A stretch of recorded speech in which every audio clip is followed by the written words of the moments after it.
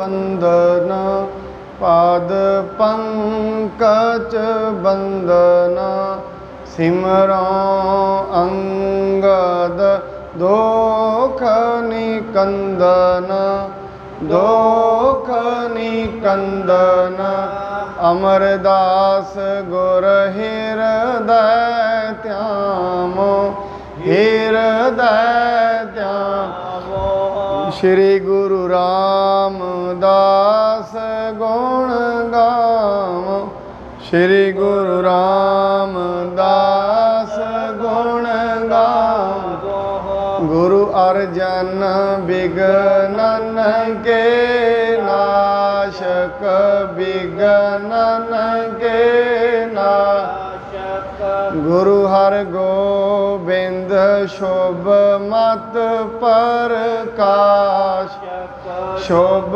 मत प्रकाश गुरु हर राय नमो कर जोरी नमो कर जोरी गुरु हर कृष्ण मनाए बहुरी मनाए बहुरी तेग बहादुर परम कृपाला जी परम कृपाला गुरु गोबिंद सिंह बेसाला गुरु गोबिंद सिंह बेसाला तरों तरापुर पुन पुन सीसा जी पुन पुन सीसा बंदों बार बार जगदीशा बंदों बार बार जगदीशा साहिब श्री गुरु तेग बहादुर महाराज जी दे पावन मुकद्दस अस्थान गुरुद्वारा सीसगंज साहिब विखे शाम दे दीवाना दे अंदर साहिब जी महाराज साहिब श्री गुरु अंगद पातशाह महाराज जी दे पावन जीवन दी इतिहास दी जो कथा चल रही है उस दे विच हाज़री भरन लई पहुंची हुई साध संगत जी आपां कल ये श्रवण कीता सी महाराज जी साहब दे कोल भाई गुजर आउंदा है गुजर साहब जी अगे बेनती करदा है महाराज सारा दिन कम्मां कारां च लगे रहीदा है कदे भी कम्मां कारां तो वेल नहीं मिलदी दसना करो साहब जी किवें असीं अपनी जिंदगी दे अंदर परमेश्वर दे राह ते तुर सकदे हां किवें परमेश्वर दी प्राप्ति हो सकदी है इहदा कुछ ठिकाना दसो साहिब जी महाराज भाई गुजर नूं कहिंदे गुजर भाई रोज़ एक जपजी साहिब दा पाठ करिया कर मन टका के नाल दी नाल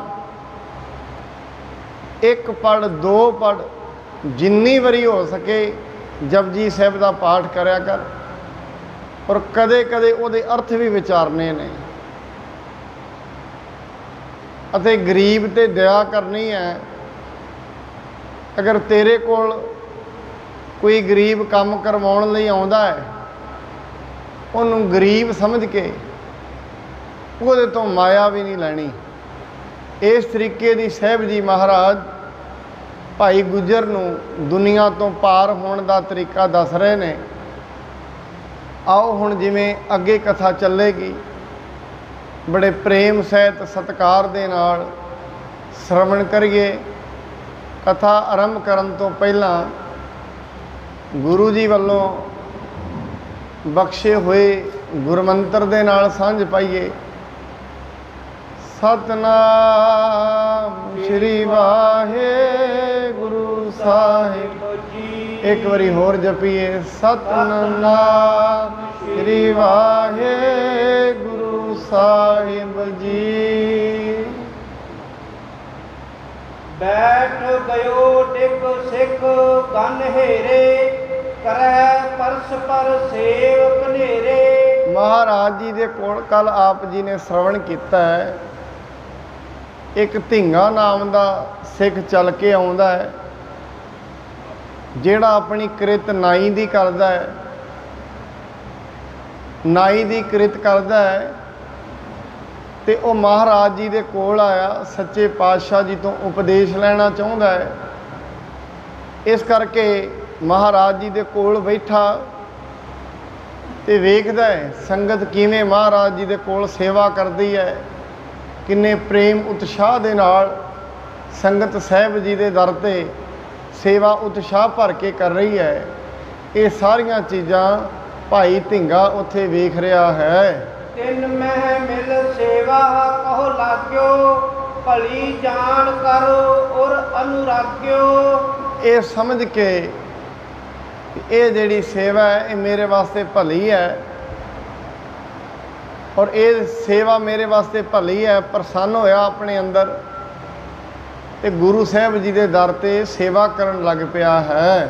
ਤਪਤ ਨੀਰ ਕਰਵਾਏ ਇਸਨਾਨਾ, ਵਸਤਰ ਪਖਾਰੈ ਮਲ ਕਰ ਹਾਨਾ। ਸੇਵਾ ਕਿਹੜੀ ਕਿਹੜੀ ਕਰਦਾ ਭਾਈ? ਕਹਿੰਦੇ ਸੰਗਤਾਂ ਨੂੰ ਜਿਵੇਂ ਠੰਡ ਦਾ ਸਮਾਂ ਹੋਏ ਪਾਣੀ ਗਰਮ ਕਰਕੇ ਇਸ਼ਨਾਨ ਕਰਵਾਉਂਦਾ ਹੈ, ਨਾਲ ਦੀ ਨਾਲ ਉਹਨਾਂ ਦੇ ਕੱਪੜੇ ਧੋਂਦਾ ਹੈ। ਕੱਪੜੇ ਧੋ ਕੇ ਜਿਹੜੀ ਉਹਨਾਂ ਵਿੱਚ ਮੈਲ ਹੁੰਦੀ ਹੈ ਉਹ ਮੈਲ ਨੂੰ ਕੱਢ ਦਿੰਦਾ ਹੈ। ਚਰਨ ਚਾਪ ਹਾਂਕਤ ਹੈ ਬਾਏ, ਬਾਸਣ ਧੋਵੈ ਮਾਂਜ ਬਨਾਏ। ਨਾਲ ਚਰਨ ਧੋਂਦਾ ਹੈ, ਸੰਗਤ ਦੇ ਚਰਨਾਂ ਦੀ ਮੁੱਠੀ ਚਾਪੀ ਕਰਦਾ ਹੈ, ਸੰਗਤ ਦੀਆਂ ਜੋੜੇ ਝਾੜਦਾ। ਨਾਲ ਦੀ ਨਾਲ ਕੋਈ ਸੰਗਤ ਦੂਰੋਂ ਚੱਲ ਕੇ ਆਉਂਦੀ ਹੈ, ਉਹਨਾਂ ਦੀਆਂ ਲੱਤਾਂ ਵੀ ਘੁੱਟਦਾ ਹੈ, ਉਹਨਾਂ ਦੀ ਮੁੱਠੀ ਚਾਪੀ ਵੀ ਕਰਦਾ ਹੈ। ਨਾਲ ਦੀ ਨਾਲ ਪਹਿਲਾਂ ਪੱਖੇ ਨਹੀਂ ਸੀ ਹੁੰਦੇ, ਸੰਗਤ ਨੂੰ ਹਵਾ ਚੱਲਦਾ ਹੈ। ਤੇ ਜਿੰਨੇ ਵੀ ਗੁਰੂ ਘਰ ਦੇ ਦਰ 'ਤੇ ਭਾਂਡੇ ਹੁੰਦੇ ਨੇ ਉਹਨਾਂ ਨੂੰ ਮਾਂਜ ਕੇ ਸੇਵਾ ਕਰਦਾ ਹੈ। ਕਬ ਕਬ ਗੁਰ ਕੀ ਸੇਵਾ ਪਾਏ, ਮਹਾ ਪ੍ਰੇਮ ਤੇ ਕਰੇ ਬਨਾਏ। ਕਦੀ ਕਦੀ ਉਹਦੀ ਐਸਾ ਵੀ ਕਰਮ ਜਾਗ ਜਾਂਦਾ ਹੈ, ਗੁਰੂ ਸਾਹਿਬ ਦੀ ਸੇਵਾ ਕਰਨ ਦਾ ਹੀ ਮੌਕਾ ਮਿਲਦਾ, ਕਿਉਂਕਿ ਇਹ ਗੁਰੂ ਸਾਹਿਬ ਦੀ ਸੇਵਾ ਜਿਹੜੀ ਹੈ ਨੇੜੇ ਹੋ ਕੇ ਹਜ਼ੂਰੀਏ ਸਿੱਖ ਕਹਿੰਦੇ ਨੇ, ਜਿਹੜੇ ਗੁਰੂ ਦੇ ਨੇੜੇ ਹੋ ਕੇ ਸੇਵਾ ਕਰਨ। ਜਿਵੇਂ ਅਸੀਂ ਵੇਖਦੇ ਹਾਂ ਇੱਥੇ ਕਈ ਸਿੰਘ ਜਿਹੜੇ ਸੱਚਖੰਡ 'ਚ ਸੇਵਾ ਕਰਦੇ ਨੇ, ਉਹਨਾਂ ਦਾ ਗੁਰੂ ਦੇ ਨਾਲ ਕੋਈ ਅਦਕ ਪ੍ਰੇਮ ਹੈ, ਕੋਈ ਪਿਛਲਾ ਹੀ ਹੈ, ਜਿਹੜਾ ਗੁਰੂ ਦੇ ਨੇੜੇ ਹੋ ਕੇ ਸੇਵਾ ਕਰ ਰਹੇ। ਜਾਂ ਕਈ ਰਾਤ ਨੂੰ ਬੱਚੇ ਆਉਂਦੇ ਨੇ, ਉਹ ਨਾਲ ਦੀ ਨਾਲ ਮਹਾਰਾਜ ਦਾ ਆਸਨ ਸਜਾਉਂਦੇ ਨੇ ਸਵੇਰ ਵਾਸਤੇ, ਦੂਜੇ ਦਿਨ ਇਹ ਸਾਰੀ ਸੇਵਾ ਸਾਫ਼ ਕਰਨਾ, ਇਹ ਨੇੜੇ ਹੋ ਕੇ ਐਸੀ ਸੇਵਾ ਕਰਨੀ। ਕਿਉਂਕਿ ਗੁਰੂ ਨੇ ਅਗਲੇ ਦਿਨ ਆ ਕੇ ਬੈਠਣਾ, ਕਿੰਨਾ ਉਤਸ਼ਾਹ ਹੁੰਦਾ ਉਹਨਾਂ 'ਚ ਵੀ ਸਾਡਾ ਗੁਰੂ ਕੱਲ੍ਹ ਨੂੰ ਆ ਕੇ ਬੈਠਣਗੇ, ਅਸੀਂ ਅੱਗੇ ਸ਼ਸਤਰ ਸਜਾਈਏ, ਅੱਗੇ ਖੰਡੇ ਰੱਖਦੇ ਨੇ, ਥੱਲੇ ਸਵੇਰੇ ਵੇਖੀਦਾ ਫੁੱਲ ਵੀ ਲਾਉਂਦੇ ਨੇ, ਥੜਾ ਸਾਹਿਬ ਦੇ ਉੱਤੇ ਫੁੱਲਾਂ ਦੀ ਸੇਵਾ। ਸੋ ਐਸੀ ਸੇਵਾ ਜਿਹੜੀ ਗੁਰੂ ਕਰਾਉਂਦਾ ਆਪ ਹੀ ਹੈ, ਉਤਸ਼ਾਹ ਭਰ ਕੇ ਸੇਵਾ ਕਰਦੇ ਆ। ਇਹ ਵੀ ਮਾਣ ਨਹੀਂ ਵੀ ਮੈਂ ਕਰ ਰਿਹਾ, ਕਰਾਉਣ ਵਾਲਾ ਤੇ ਗੁਰੂ ਹੀ ਹੈ। ਉਦਮ ਮਤ ਪ੍ਰਭ ਅੰਤਰ ਜਾਮੀ, ਜਿਉਂ ਪ੍ਰੇਰੇ ਤਿਉਂ ਕਰਨਾ। ਉਦਮ ਵੀ ਉਹ ਬਖਸ਼ਦਾ ਤੇ ਮਤ ਵੀ ਉਹ ਬਖਸ਼ਦਾ। ਇਹ ਦੋਵੇਂ ਚੀਜ਼ਾਂ ਪਰਮੇਸ਼ਰ ਆਪ ਹੀ ਮਨੁੱਖ ਨੂੰ ਦਿੰਦਾ ਹੈ, ਚੰਗੀ ਮਤ ਤੇ ਚੰਗਾ ਉਦਮ। ਉਵੇਂ ਤੇ ਮਹਾਰਾਜ ਕਹਿੰਦੇ ਨੇ ਸਵੇਰੇ ਉੱਠ ਕੇ ਪਰਮੇਸ਼ਰ ਦੀ ਬੰਦਗੀ ਦਾ ਉਦਮ ਘੱਟ ਹੁੰਦਾ ਹੈ, ਪਰ ਐਸੇ ਮਨੁੱਖ ਨੇ ਸਵੇਰੇ ਉੱਠਣ ਦਾ ਉਦਮ ਤੇ ਕਰਦੇ ਨੇ ਪਰ ਮਾੜੇ ਕਰਮ ਵਾਸਤੇ। ਰਾਤ ਨੂੰ ਜਿੰਨੀਆਂ ਚੋਰੀਆਂ ਹੁੰਦੀਆਂ ਨੇ 2-3 ਵਜੇ ਦੇ ਕਰੀਬ ਹੁੰਦੀਆਂ ਨੇ। ਹੁਣ ਉਦਮ ਤੇ ਉੱਠਣ ਦਾ ਚੋਰ ਵੀ ਕਰਦਾ ਹੈ, ਕਿਰਤ ਵੀ ਕਰਦਾ ਹੈ, ਉਦਮ ਵੀ ਕੀਤਾ, ਕਿਰਤ ਵੀ ਕੀਤੀ। ਉਦਮ ਵੀ ਮਾੜੇ ਵਾਸਤੇ ਕੀਤਾ, ਕਿਰਤ ਵੀ ਮਾੜੀ ਕੀਤੀ। ਇੱਕ ਸਿੱਖ ਹੈ, ਉਦਮ ਕਰੇ ਭਲਕੇ ਪ੍ਰਭਾਤੀ, ਇਸ਼ਨਾਨ ਕਰੇ ਅੰਮ੍ਰਿਤ ਸਰਨਾਵੇ। ਉਦਮ ਉਹਨੇ ਵੀ ਕੀਤਾ, ਉਹਦਾ ਉਦਮ ਵੀ ਸਹੀ, ਉਹਦੀ ਕਿਰਤ ਵੀ ਸਹੀ। ਜਿਹਨੂੰ ਮਹਾਰਾਜ ਕਹਿੰਦੇ ਨੇ ਬੁਰੇ ਕਾਮ ਕੋ ਊਠ ਖਲੋਇਆ। ਮਨੁੱਖ ਉੱਠ ਪੈਂਦਾ, ਐਸੀ ਗੱਲ ਨਹੀਂ। ਸਵੇਰੇ ਉੱਠਣਾ ਮੁਸ਼ਕਿਲ ਹੈ, ਉੱਠਦੇ ਨੇ, बुरे काम वास्ते दुनिया उठ खड़ोंदी है। बुरे काम वास्ते उठना औखा नहीं, चंगे काम वास्ते आलस आउंदा है। महाराज कहंदे ने चंगियाई आलक करे, बुरियाई होए शेर। मनुख आलक करदा है चंगियाई वास्ते, बुरियाई वास्ते थोड़ी ना कदे आलक करदा है। इस करके साहब जी कहंदे ने वो कदे कदे उन्होंने गुरु की सेवा भी मिलती है नेड़े रह के, ते उस दिन जिस दिन सेवा कमाउंदा है भाई धिंगा बहुत खुश हुंदा है। एक दिन श्री अंगद के पास हाथ जोर कीनी अरदास। एक दिन भाई धिंगा साहब जी के कोल हथ जोड़ के खलो गया ते बेनती करता है, अरदास गुरु जी के सामने करता है। श्री सतगुर मुझ देहो उपदेश, जिसते मिटे कलेश अशेष। महाराज जी नूं कहंदा साहब जी मैनू श्रेष्ठ मत बख्शो, मैनू वो मत बख्शो ਜਿਹੜੀ मत दे नाल मेरे अंदर दे कलेश मिट जाण। अंदर बार बार क्रोध आउंदा है, काम आउंदा है, ये विचार अंदर चलते रहिंदे ने। कोई ऐसा उपदेश बख्शो जिहदे नाल ये विचार रुक जाण। विचार ते अंदर चलन पर चलन सतबुद्धि दे, चंगे विचार चलन, ऐसी कोई मत दो। इस करके महाराज जी दे अगे उसने बेनती की, साहब जी आप जी दे दर ते आया दूर हों चल के, मैं तक्की तो शरणाए जियो।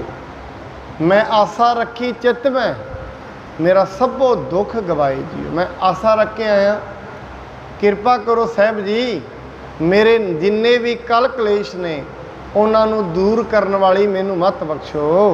सुन श्री मुख ते तब फुरमायो, गुरु गोर मैं सो चल आयो। महाराज जी कहते ने भी भाई सुन, गुरु गोर, इनू दो अर्थ करते हैं विद्वान। गुरु गोर, गोर का मतलब कबर भी हुंदा है, जेड़ा गुरु रूपी कबर च आके लम्मा पै जाए, या कहते ने भाई जेड़ा गुरु घर दे विच चल के आ जाता है। होए मुरीद मुरीदे मानंद, अंग न को हालत बिन जिंद।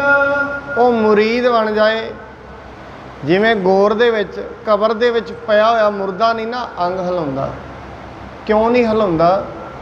मुर्दे दे अंदर जान नहीं हुंदी, मुर्दे दे अंदर सवास नहीं हुंदे, मुर्दे दी मत नहीं हुण रही। क्यों? मुर्दा हो गया, सब कुछ अंदरों निकल गया। एवें जेड़ा गुरु दा सिख है जिस दिन वो मुर्दा बन जाता है, मुर्दा होए मुरीद ना गली होवना। मुर्दे का मतलब की हुंदा है? अपनी मत छड़ दवे, अपनी मत नूं छड़ के गुरु की मत ग्रहण करे। अपनी मत छड्डना की है? माड़ा जिहा इहनूं उदाहरण नाल समझ लिया जाए, जिवें अपना दिल करदा है, मनुख की कई बारी ये आदत बनी है शुरू दी, निंदा दी, चुगली दी, ईरखा दी, कलेश दी, द्वैश दी, लोभ दी, लालच दी, ये सारियां आदतां ने तुरियां पिछले ही आउंदियां ने। पिछले संस्कारां दे ये बने हुए ने, संस्कार अंदर ने। कई बारी मनुख ये गल कहंदा है, मेरे मन दे विच माड़े विचार आउंदे ने, आउंदे नहीं। मैं कई बारी बेनती की, विचार आउंदे नहीं, विचार अंदर हैगे ने। जदों नाम जपीए, कई बारी शिकायत कई मनुख ये करते हैं, कदे नाम जपीए अंदर माड़े विचार आउंदे ने, और ये एक नाल नहीं बनता, सारियां नाल ही बनता, सारियां दे ही आउंदे ने, और विचार भी बहुत माड़े आउंदे ने। इहदा मतलब ये आउंदे नहीं, अंदर हैगे ने। अज समझो भी जदों साबण लाइए ना तो मैल उत्ते आउंदी है, क्यों? लैना हुंदा है उन्हें। ये जदों अंदर गुरबाणी का नाम का साबण लगता है, ये वकारां दी मैल उठदी है उत्ते। जिवें पानी कपड़े मैले हो जाए ना, गिले पानी च पा दिए, उन्हां दी मैल टुटनी शुरू होंदी है, मैल नाल पानी काला होना शुरू हो जाता है। एवें जदों मनुख नाम जपदा है ना, ये जिहड़ी अंदर मैल है पुट्टनी शुरू होंदी है, पुट पुट के सामने आउंदी है। फिर वो सानू उदों मनुख नूं पता लगता है भी ये कबीर सब ते हम बुरे। उदण कहंदा ਉਸ ਤੋਂ ਪਹਿਲਾਂ ਤੇ ਮਨੁੱਖ ਨੇ ਆਪਣੇ ਆਪ ਨੂੰ ਸਭ ਤੋਂ ਚੰਗਾ ਸਮਝਿਆ ਹੋਇਆ ਹੈ। ਜੇ ਕਦੀ ਈਰਖਾ ਦੀ ਗੱਲ ਚੱਲੇ, ਮਨੁੱਖ ਦਾ ਮਨ ਇਹ ਕਹਿੰਦਾ ਹੈ ਵੀ ਨਾ, ਮੈਂ ਈਰਖਾਲੂ ਨਹੀਂ, ਈਰਖਾਲੂ ਕੋਈ ਹੋਰ ਹੈ। ਜਿਸ ਦਿਨ ਮਨਮੁਖਤਾਈ ਦੀ ਗੱਲ ਚੱਲੇ, ਮਨੁੱਖ ਇਹ ਸੋਚਦਾ ਹੈ ਮਨਮੁਖ ਮੈਂ ਥੋੜੀ ਨਾ, ਕੋਈ ਹੋਰ ਹੈ, ਗਵਾਂਢੀ ਹੈ, ਨਾਲ ਵਾਲਾ ਹੈ, ਨਹੀਂ। ਪਰ ਜਿਸ ਦਿਨ ਇਹ ਭਗਤਾਂ ਨੇ ਇਹ ਵਚਨ ਕਿਉਂ ਕਿਹਾ ਵੀ ਸਭ ਤੇ ਹਮ ਬੁਰੇ, ਕਿਉਂਕਿ ਜਗਿਆਸੂ ਜਦੋਂ ਨਾਮ ਜਪ ਜਪ ਕੇ ਅੱਗੇ ਤੁਰਦਾ ਹੈ, ਜਦੋਂ ਉਹਦੇ ਥੋੜ੍ਹੀ ਥੋੜ੍ਹੀ ਮੈਲ ਪੁੱਟਣੀ ਸ਼ੁਰੂ ਹੁੰਦੀ ਹੈ ਅੰਦਰੋਂ, ਉਹਦੇ ਸਾਹਮਣੇ ਇਹ ਵਿਚਾਰ ਆਉਂਦੇ ਨੇ। ਜੇ ਕੋਈ ਕਥਾ ਕਰ ਰਿਹਾ ਹੋਏਗਾ ਲੋਭ ਦੀ, ਕਹੇਗਾ ਨਾ ਮੈਂ ਹੀ ਲੋਭੀ, ਮੈਂ ਦੂਜੇ ਦੀ ਗੱਲ ਕਿਉਂ ਕਰਾਂ। ਕੋਈ ਕਿਸੇ ਦਾ ਕਹੇਗਾ ਨਾ ਆ ਕੇ ਭਾਈ ਫਲਾਣਾ ਸਿੰਘ ਬੜਾ ਮਾੜਾ ਹੈ, ਅਸਲ ਦੇ ਵਿੱਚ ਜਗਿਆਸੂ ਦੀ, ਗੁਰਸਿੱਖ ਦੀ ਪਛਾਣ ਹੀ ਇਹ ਹੈ, ਜੇ ਕਹਿੰਦਾ ਫਲਾਣੇ ਨੇ ਬੜਾ ਮਾੜਾ ਕੰਮ ਕੀਤਾ ਹੈ, ਆਪਣੇ ਅੰਦਰ ਝਾਂਕ ਕੇ ਕਹਿੰਦਾ ਮਲਾ ਤੂੰ ਕਿਹੜਾ ਮਾੜਿਆਂ ਤੋਂ ਘੱਟ ਹੈ, ਸਾਰੇ ਤੇ ਔਗਣ ਤੇਰੇ ਵਿੱਚ ਵੀ ਨੇ, ਇਸ ਕਰਕੇ ਦੂਜੇ ਦੀ ਨਿੰਦਿਆ ਕਿਉਂ ਕਰਦਾ ਹੈ, ਆਪਣੇ ਅੰਦਰ ਕਿਹੜਾ ਘੱਟ ਨੇ। ਇਸ ਕਰਕੇ ਗੁਰਸਿੱਖ ਦੀ ਇਹ ਪਛਾਣ ਹੈ, ਉਹ ਆਪਣੇ ਆਪ ਦੀ ਵਿਚਾਰ ਕਰਦਾ, ਆਪਣੇ ਮਨ ਦੀ ਵਿਚਾਰ ਕਰਦਾ। ਇਸ ਕਰਕੇ ਸਾਹਿਬ ਜੀ ਕਹਿੰਦੇ ਨੇ ਕਬੀਰ ਸਭ ਤੇ ਹਮ ਬੁਰੇ, ਹਮ ਤਜ ਭਲੋ ਸਭ ਕੋਏ, ਮੈਨੂੰ ਛੱਡ ਕੇ ਸਾਰੇ ਹੀ ਚੰਗੇ ਨੇ। ਹੁਣ ਜਿਹੜਾ ਮਨੁੱਖ ਇਹ ਕਹੇਗਾ ਵੀ ਮੈਨੂੰ ਛੱਡ ਕੇ ਸਾਰੇ ਚੰਗੇ ਨੇ, ਕਿ ਉਹ ਕਿਸੇ ਦੀ ਨਿੰਦਾ ਕਰ ਸਕੇਗਾ? ਕਿਉਂ? ਉਹ ਤਾਂ ਨਹੀਂ ਕਰ ਸਕੇਗਾ, ਕਹੇਗਾ ਮੈਂ ਮਾੜਾ ਹੀ ਹਾਂ। ਜੇ ਕਿਸੇ ਨੇ ਮਾੜਾ ਕਰ ਲਿਆ ਤਾਂ ਫਿਰ ਕੀ, ਮੇਰੇ ਵਰਗਾ ਹੀ ਹੈ, ਮੈਂ ਬਹੁਤ ਮਾੜਾ, ਮੈਂ ਆਪਣੇ ਔਗਣ ਵੇਖਾਂ। ਔਰ ਚੰਗੇ ਮਨੁੱਖ ਦੀ ਇਹ ਪਛਾਣ ਹੁੰਦੀ ਹੈ, ਦੂਜਿਆਂ ਦੇ ਗੁਣ ਵੇਖਣੇ, ਆਪਣੇ ਔਗਣ ਵੇਖਣੇ। ਹੁੰਦਾ ਉਲਟਾ ਹੈ ਇਹਦੇ, ਮਨੁੱਖ ਦੂਜਿਆਂ ਦੇ ਔਗਣ ਵਹਿੰਦਾ, ਆਪਣਾ ਜਿਹੜਾ ਇੱਕ ਦਾ ਗੁਣ ਵਹਿੰਦਾ। ਇਸ ਕਰਕੇ ਕਹਿ ਦਿੰਦੇ ਅਸੀਂ ਤਾਂ ਕਦੇ ਕੁਝ ਕੀਤਾ ਹੀ ਨਹੀਂ, ਆਮ ਗੱਲ ਚੱਲ ਪਏ, ਮੈਂ ਤਾਂ ਕਦੇ ਕਿਸੇ ਦਾ ਮਾੜਾ ਕੀਤਾ, ਇਹਦਾ ਮਤਲਬ ਆਪਣਾ ਗੁਣ ਪਛਾਣਿਆ ਹੋਇਆ, ਭਾਵੇਂ ਇਹ ਗੁਣ ਹੈ ਵੀ ਨਹੀਂ। ਇਸ ਕਰਕੇ ਮਹਾਰਾਜ ਕਹਿੰਦੇ ਨੇ ਮੁਰਦਾ ਹੋਏ ਮੁਰੀਦ, ਮੁਰਦਾ ਉਹ ਹੈ ਆਪਣੇ ਔਗਣ ਅੱਗੇ ਕੱਢ ਲਏ ਤੇ ਕਹੇ ਗੁਰੂ ਜੀ ਮੇਰੇ ਅੰਦਰ ਕੋਈ ਗੁਣ ਨਹੀਂ, ਮੈਂ ਨਿਰਗੁਣਿਆਰੇ, ਕੋ ਗੁਣ ਨਾਹੀਂ, ਇਸ ਕਰਕੇ ਕਿਰਪਾ ਕਰੋ ਮੇਰੇ ਤੇ ਤਰਸ ਕਰੋ। ਆਪੇ ਤਰਸ ਪਏ ਹੋਈ, ਮੇਰੇ ਅੰਦਰ ਗੁਣ ਨਹੀਂ ਹੈ ਕੋਈ, ਸਾਰੇ ਔਗਣ ਹੀ ਔਗਣ ਨੇ। ਹਮ ਅਵਗੁਣ ਭਰੇ ਏਕ ਗੁਣ ਨਾਹੀਂ, ਗੁਣ ਨਹੀਂ ਹੈ। ਇਸ ਕਰਕੇ ਕਿਰਪਾ ਕਰੋ ਮੈਨੂੰ ਗੁਣਵਾਨ ਬਣਾਓ। ਫਿਰ ਗੁਰੂ ਗੁਣਵਾਨ ਕਿਵੇਂ ਬਣਾਏਗਾ? ਫਿਰ ਗੁਰੂ ਦਾ ਜਿਹੜਾ ਹੁਕਮਨਾਮਾ ਆਉਂਦਾ ਹੈ ਨਾ, ਮਹਾਰਾਜ ਦੀ ਬਾਣੀ ਸਹਿਜ ਪਾਠ ਕਰਦੇ ਆ, ਉਹ ਜੋ ਗੁੱਲਾਂ ਜਿਹੜੀਆਂ ਜਿੰਨੀਆਂ ਵੀ ਬਾਤਾਂ ਗੁਰੂ ਕਹਿ ਰਿਹਾ ਉਹਨਾਂ ਨੂੰ ਸਾਰੀਆਂ ਨੂੰ ਮੰਨੀ ਜਾਣਾ। ਬਸ ਗੁਰੂ ਕਹਿ ਰਿਹਾ, ਮਾੜੇ ਦੇ ਕੋਲ ਨਹੀਂ ਖੜਾਉਣਾ, ਛੱਡ ਦੇ। ਪਰ ਜੇ ਗੁਰੂ ਦੀਆਂ ਬਾਤਾਂ ਨੂੰ ਮਨੁੱਖ ਹੌਲੀ ਹੌਲੀ ਕਰਕੇ ਮੰਨਣ ਲੱਗ ਜਾਏ, ਜ਼ਿੰਦਗੀ 'ਚੋਂ ਕਲ ਤੇ ਕਲੇਸ਼ ਦੂਰ ਹੋ ਜਾਂਦੇ ਹਨ। ਤਿਮ ਮੁਰੀਦ ਆਦਿਕ ਅਹੰਕਾਰਾ, ਤਿਆਗ ਦੇ ਤੇ ਸਗਲ ਬਿਕਾਰਾ। ਮੁਰੀਦ ਦੀ ਇਹ ਪਛਾਣ ਹੈ, ਮੁਰਦੇ ਜਿਹੜਾ ਮੁਰੀਦ ਹੋ ਗਿਆ ਉਹਦੀ ਇੱਕ ਪਛਾਣ ਹੈ, ਉਹ ਹੰਕਾਰ ਛੱਡ ਦਿੰਦਾ ਹੈ। ਜਿਸ ਦਿਨ ਭਾਈ ਨੰਦ ਲਾਲ ਜੀ ਨਾ ਬਹਾਦਰ ਸ਼ਾਹ ਦੇ ਕੋਲੋਂ ਜਦੋਂ ਕੁਰਾਨ ਦੀ ਆਇਤ ਦੇ ਅਰਥ ਕੀਤੇ ਔਰੰਗਜ਼ੇਬ ਦੇ ਸਾਹਮਣੇ, ਉਹ ਅਰਥ ਉਹਨਾਂ ਐਸੇ ਕਰ ਦਿੱਤੇ, ਉਹ ਕਦੀ ਅੱਜ ਤੱਕ ਕਿਸੇ ਮੌਲਵੀ ਨੇ ਨਹੀਂ ਕੀਤੇ ਕੁਰਾਨ ਦੇ ਅਰਥ। ਤੇ ਔਰੰਗਜ਼ੇਬ ਕਹਿੰਦਾ ਬਹਾਦਰ ਸ਼ਾਹ ਨੂੰ ਇਸ਼ਾਰਾ ਕਰਕੇ, ਐਸਾ ਜਿਹੜਾ ਗੁਣਵਾਨ ਵਿਅਕਤੀ ਤੇ ਮੁਸਲਮਾਨ ਹੋਣਾ ਚਾਹੀਦਾ, ਇਹਨੂੰ ਮੁਸਲਮਾਨ ਬਣਾਓ। ਬਹਾਦਰ ਸ਼ਾਹ ਦਾ ਭਾਈ ਨੰਦ ਲਾਲ ਕਿਤੇ ਦੋਸਤ ਸੀ, ਉਹਨਾਂ ਕਿਹਾ ਭਾਈ ਹੁਣ ਇਹਨੇ ਤੈਨੂੰ ਮੁਸਲਮਾਨ ਬਣਾ ਦੇਣਾ, ਇੱਕ ਹੀ ਤੇਰੇ ਕੋਲ ਰਾਹ ਬਚਿਆ, ਤੂੰ ਅਨੰਦਪੁਰ ਸਾਹਿਬ ਚਲਾ ਜਾ, ਉੱਥੇ ਗੁਰੂ ਗੋਬਿੰਦ ਸਿੰਘ ਜੀ ਬੈਠੇ ਨੇ, ਤੇਰੀ ਹਵਾ ਵੱਲ ਵੀ ਕੋਈ ਨਹੀਂ ਵੇਖੇਗਾ। ਉੱਥੇ ਆਇਆ ਭਾਈ ਨੰਦ ਲਾਲ ਦੀਵਾਨ ਗੋਇਆ, ਉਹਨਾਂ ਨੂੰ ਕਿਹਾ ਜਾਂਦਾ ਹੈ, ਦੀਵਾਨ ਸਨ, ਚੰਦਨ ਦੀ ਚੌਂਕੀ 'ਤੇ ਬਹਿ ਕੇ ਰਾਜੇ ਨੂੰ ਵਿਚਾਰ ਦੱਸਣ ਵਾਲੇ, ਉਹਨੂੰ ਆਈਡੀਏ ਦੱਸਣ ਵਾਲੇ। ਇਹਨੇ ਗੁਰੂ ਗੋਬਿੰਦ ਸਿੰਘ ਮਹਾਰਾਜ ਜੀ ਦੇ ਕੋਲ ਗਏ, ਕਹਿੰਦੇ ਮਹਾਰਾਜ ਸੇਵਕ ਚੱਲ ਕੇ ਆਇਆ ਹੈ। ਮਹਾਰਾਜ ਕਹਿੰਦੇ ਠੀਕ ਹੈ। ਕਹਿੰਦੇ ਕਿਹੜੀ ਸੇਵਾ ਦਈਏ? ਕਹਿੰਦੇ ਬਰਤਨ ਮਾਂਜਣ ਦੀ ਸੇਵਾ ਦੇ ਦਿਓ। ਇਹ ਭਾਈ ਨੰਦ ਲਾਲ ਜਦੋਂ ਬਰਤਨ ਮਾਂਜਣ ਲੱਗੇ, ਮਨ 'ਚ ਸੋਚਦੇ ਨੇ ਮਨਾ, ਕਿਤੇ ਚੰਦਨ ਦੀਆਂ ਚੌਂਕੀਆਂ 'ਤੇ ਬਹਿ ਕੇ ਉਪਦੇਸ਼ ਦੇਣ ਵਾਲਿਆ, ਕਮਾਲ ਹੋ ਗਈ, ਅੱਜ ਜੂਠੇ ਬਰਤਨ ਮਾਂਜ ਰਹੇ ਹੈ। ਇਹ ਹੰਕਾਰ ਸੀ ਨਾ ਅੰਦਰ।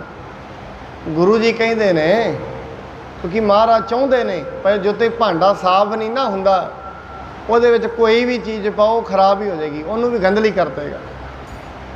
भांडा पहला खराब होए ना ਉਹਦੇ ਵਿੱਚ ਦੁੱਧ भी पा जाओ ਦੁੱਧ ਨੂੰ भी खराब कर देगा, ऐसा खराब ਹੁੰਦਾ है। ਜਿਹੜਾ ਤਾਂ ਹੀ महाराज ने कहा भांडा धोए, भांडे ਨੂੰ ਧੋਣਾ ਚਾਹੀਦਾ ਪਹਿਲਾਂ। महाराज ਕਹਿੰਦੇ भाई बर्तनों की सेवा करते रहे, बर्तन हौली हौली बर्तन मांजदियाँ मांजदियाँ मन मांजिया गया, हंकार छੱਡ दिता। रिश्तेदार मिलन लई आए, कहते नंद लाल कित्थे ने? सेवादारा इशारा किया वो परां बर्तन मांज रहे ने। आके कहन लगे नंद लाल एडा पढ़िया लिखिया आलम फाजल तो राजा नूं विचारां देण वालिया अज कित्थे बैठा है? ये तेरी पदवी है? कहंदा है जो आनंद अज बर्तन मांज के आ रहा है ये आनंद कदे चंदन की चौंकी ते नहीं आया। ਜਿਹੜਾ आनंद मैनू अज गुरु के दर ते बर्तन मांज के मिल रहा है ना, ये आनंद कदे चंदन दियां चौंकियां ते बैठिया नहीं आया। इस करके मता इस कृत नूं माड़ा कहो, ये कृत ते मेरे लिए सब तो वड्डी है। इस करके जदों हंकार अंदरों मिट जाता है, गुरु जी ने कहा भाई हुण मिट गया, अपने नाल रख लिया। इस करके गुरु के दर ते जदों आए अपनी पदवी छड्डे, अपनी जात पात छड्डे, क्योंकि कई बारी मनुख जात पात नूं भी नहीं छड्डदा, अपने कुल दे हंकार नूं नहीं छड्डदा, अपनी जमीन नूं नाल लै आउंदा है गुरद्वारे, अपनी माया नूं नाल लई फिरदा नाल नाल। मनुख अपने नाल नाल की रखदा है? फोन ते रखदा ही रखदा है। अपने मन दे विच हमेशा अपनी जात नूं रखिया होया है, दुश्मनी नूं रखिया होया है, किसी की निंदा है, किसी के अवगण ने ये मन दे विच। फिर मनुख कहता है मन गुरबाणी विच टिकदा नहीं, मन विच होर बहुत कुछ टिकिया, बाणी च किवें टिकेगा? मन विच वो चीज़ां सैड च जाणगियां ते कुछ टिकेगा, पहला वो बाहर निकलेगा तां ही तो कुछ अंदर जाएगा। इस करके साहब जी कहते ने मुर्दा मनुख वो है, मुरीद वो बन सकता है जिहड़ा अपने अंदर दे हंकार नूं छड्ड के गुरु साहब जी के दवारे ते चल के नमस्कार करता है। गुरु गौर मह जाए समाए, होए मुरीद मुर्दा जिस भाए। गुरु रूपी कबर दे विच जाके जदों लम्मा पए, जिवें कबर दे विच पै के मुर्दा हिलदा नहीं, गुरु दे दसे राह ते तुरे, अपनी मत छड्ड दे, उस नूं महाराज कहंदे मुर्दा बन जाए गुरु दे सामने, उस नूं मुरीद कहा जाता है। देख जात अपनी भासैन, करी सेव संतन की रैन। गुरु अंगद साहब कहन लगे भाई भाई धिंगा, कहंदे तू नाई गोत चों है, याद कर एक भगत सैन होया तुहाडी गोत चों। कहंदे उसने उहदे विच भाई भगत सैन दे विच की खूबियां सन, ये गुरु जी अगे दसदे हन। प्रेम परख कर श्री भगवान, बने सैन के रूप सुजान। परमात्मा ने भगत सैन का प्रेम वेख के उहदे वाला रूप अपना बना लिया। ये साखी आउंदी है भगत सैन दी, भाई गुरदास जी नूं अपनी वारां दे विच लिखदे ने भगत सैन दी इस साखी नूं। भाई गुरदास जी दी एक वार है जिहदे विच सारे भगतां दा ही जीवन है, जिहदे विच पूतना दा है, जिहदे विच गणका दा है, प्रहलाद दा है, धू दा, वो वार सारिਆਂ ਨੂੰ जरूर पढ़नी चाहिए है। सारे भगतां दे उहदे विच दृष्टांत ने। ये कहंदे ने कहंदे भगत सैन राजे दे दरबार दे विच नौकरी करते सी, राजे दीयां लत्तां कुੱਟਣ दी, मालिश करन दी। एक दिन की होया, रात नूं संत परौणे आ गए, उन्हां नाल विचारां करदियां, नाम जपदियां जपदियां पता ही ना रहा रात किवें गुजर गई। जागना जग नीका हर कीर्तन में जागना। कहंदे रात नूं कीर्तन करदियां करदियां सवेरे याद आया, मना तू तो राजे की नौकरी करन जाना सी ते लेट हो गया। भाई भगत सैन जी ये समझते हैं, कहंदे अज तो राजा बहुत गुस्से होएगा, बहुत नाराज़ भी होएगा, की करिए।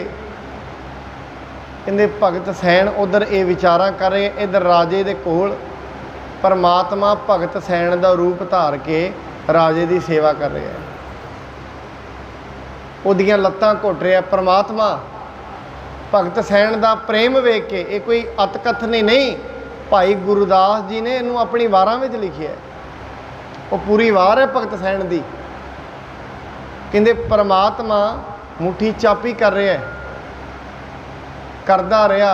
ਕਹਿੰਦੇ ਰਾਜਾ ਕਹਿੰਦਾ ਵੀ ਅੱਜ ਵਰਗੀ ਸੇਵਾ, ਜੇ ਤੇ ਭਗਵਾਨ ਦੇ ਹੱਥ ਲੱਗੇ ਹੋਣ, ਕਹਿੰਦੇ ਅੱਜ ਵਰਗੀ ਕਦੀ ਸੇਵਾ ਨਹੀਂ ਸੈਣ ਕਦੇ ਕੀਤੀ ਤੂੰ।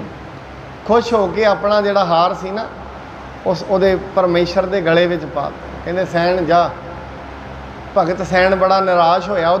ਇੱਧਰ ਤੇ ਭਗਵਾਨ ਸੀ, ਉੱਧਰੋਂ ਭਗਤ ਸੈਣ ਸਵੇਰੇ ਉੱਠਿਆ, ਤੁਰਿਆ ਥੱਲੇ ਮੂੰਹ ਕਰਕੇ। ਰਾਜੇ ਬੜਾ ਨਿਰਾਸ਼ ਹੋਇਆ। ਅੱਗੋਂ ਰਾਜਾ ਮਿਲ ਪਿਆ। ਰਾਜੇ ਨੂੰ ਕਹਿੰਦੇ ਭਗਤ ਸੈਣ। ਰਾਜਾ ਕਹਿੰਦਾ ਭਗਤ ਸੈਣ ਹੁਣ ਕੀ ਕਰਨਾ ਹੈ, ਹੁਣੀ ਤੇ ਤੂੰ ਗਿਆ ਇੱਥੋਂ। ਕਹਿੰਦੇ ਰਾਜਾ ਮੈਂ ਤੇ ਆਇਆ ਹੀ ਨਹੀਂ। ਕਹਿੰਦੇ ਕਿਉਂ ਝੂਠ ਬੋਲਦਾ ਹੈ? ਆ ਤੇਰੇ ਗਲੇ ਵਿੱਚ ਹਾਰ ਵੇਖਿਆ ਪਰਮਾਤਮਾ ਨੇ ਆਪਣੀ ਮਾਇਆ ਨਾਲ ਹਾਰ ਵੀ ਪਾਇਆ ਉਹਦੇ ਗਲੇ 'ਚ। ਕਹਿੰਦੇ ਅੱਜ ਤੇ ਤੂੰ ਇਹੋ ਜਿਹੀ ਸੇਵਾ ਕੀਤੀ ਹੈ, ਇਹੋ ਜਿਹੀ ਸੇਵਾ ਤੇ ਕਦੇ ਕੀਤੀ ਨਹੀਂ। ਭਗਤ ਸੈਣ ਜੀ ਕਹਿੰਦੇ ਰਾਜਾ ਉਹ ਮੈਂ ਨਹੀਂ ਸੀ, ਫਿਰ ਪਰਮੇਸ਼ਰ ਆਇਆ। ਜੋ ਜਨ ਤੁਮਰੀ ਭਗਤ ਕਰਨ ਤੇ ਤਿਨ ਕੇ ਕਾਜ ਸਵਾਰ। ਕਹਿੰਦਾ ਗੋਪਾਲ ਤੇਰਾ ਆਰਥ। ਜੋ ਜਨ ਤੁਮਰੀ ਭਗਤ ਕਰਨ ਤੇ ਤਿਨ ਕੇ ਕਾਜ ਸਵਾਰ। ਜਿਹਨੂੰ ਮਹਾਰਾਜ ਕਹਿੰਦੇ ਨੇ ਜਹਾਂ ਜਹਾਂ ਕਾਜ ਕੀਰਤ ਸੇਵਕ ਕੀ ਤਹਾਂ ਤਹਾਂ ਉਠ ਧਾਵੈ। ਮਹਾਰਾਜ ਬਾਣੀ ਦੇ ਵਿੱਚ ਬੜੀ ਥਾਂ ਤੇ ਕਹਿੰਦੇ ਨੇ ਸੰਤਾਂ ਕੇ ਕਾਰਜ ਆਪ ਖਲੋਇਆ, ਹਰ ਕੰਮ ਕਰਾਵਣ ਆਇਆ ਰਾਮ। ਵੇਖੋ ਇਹ ਕੰਮ ਕਰਾਵਣ ਆਇਆ ਆਪਣੇ ਆਪ ਪਰਮਾਤਮਾ ਭਗਤ ਸੈਣ ਦੀ ਥਾਂ ਤੇ। ਇਹ ਗੁਰਬਾਣੀ ਦੇ ਵਿੱਚ ਅਤਕਥਨੀਆਂ ਨਹੀਂ, ਗੁਰਬਾਣੀ ਆਦਿ ਕਾਲ ਸੱਚ ਹੈ। ਹਰ ਕੰਮ ਕਰਾਵਣ ਆਇਆ ਰਾਮ। ਭਗਤ ਸੈਣ ਕਹਿੰਦਾ ਰਾਜਾ ਉਹ ਮੈਂ ਨਹੀਂ ਆਇਆ, ਮੇਰੀ ਥਾਂ ਤੇ ਪਰਮੇਸ਼ਰ ਆਇਆ ਸੀ। ਬਸ ਅੱਜ ਤੋਂ ਬਾਅਦ ਤੇਰੀ ਨੌਕਰੀ ਨਹੀਂ ਕਰਾਂਗਾ, ਹੁਣ ਉਹਦੀ ਨੌਕਰੀ ਕਰਾਂਗਾ ਜਿਹੜਾ ਮੇਰੀ ਥਾਂ ਤੇ ਤੇਰੀ ਨੌਕਰੀ ਕਰਨ ਆ ਗਿਆ। ਅੱਜ ਤੋਂ ਬਾਅਦ ਨਹੀਂ ਕਰਾਂਗਾ। ਰਾਜਾ ਕਹਿੰਦਾ ਸਹੀ 'ਚ? ਕਹਿੰਦੇ ਹਾਂਜੀ। ਰਾਜੇ ਨੇ ਉਸ ਦਿਨ ਭਗਤ ਸੈਣ ਨੂੰ ਆਪਣਾ ਗੁਰੂ ਬਣਾ ਲਿਆ। ਭਗਤ ਸੈਣ ਨੇ ਫਿਰ ਨੌਕਰੀ ਛੱਡੀ, ਕਿਉਂਕਿ ਜਿਹਦੇ ਕੋਲ ਭਗਤੀ ਆ ਜਾਏ ਦੁਨੀਆ ਤੇ ਵੈਸੇ ਹੀ ਉਹਦੇ ਧਨ ਪਦਾਰਥ ਸਾਹਮਣੇ। ਕਹਿੰਦੇ ਇਸ ਕਰਕੇ ਭਗਤ ਮਹਾਰਾਜ ਗੁਰੂ ਅੰਗਦ ਸਾਹਿਬ ਜੀ ਕਹਿ ਰਹੇ ਨੇ ਭਾਈ ਧੀਂਗਾ ਤੇਰੀ ਕੁਲ ਦੇ ਵਿੱਚ ਭਗਤ ਸੈਣ ਹੋਇਆ ਹੈ। ਭਾਵੇਂ ਉਹ ਨਾਈ ਗੋਤਰ ਦੋ ਦੇ ਵਿੱਚ ਸੀ।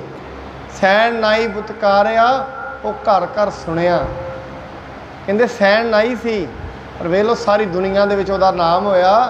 ਇਸ ਕਰਕੇ ਤੂੰ ਯਾਦ ਕਰ ਭਗਤ ਸੈਣ ਦੀ ਸਾਖੀ ਨੂੰ।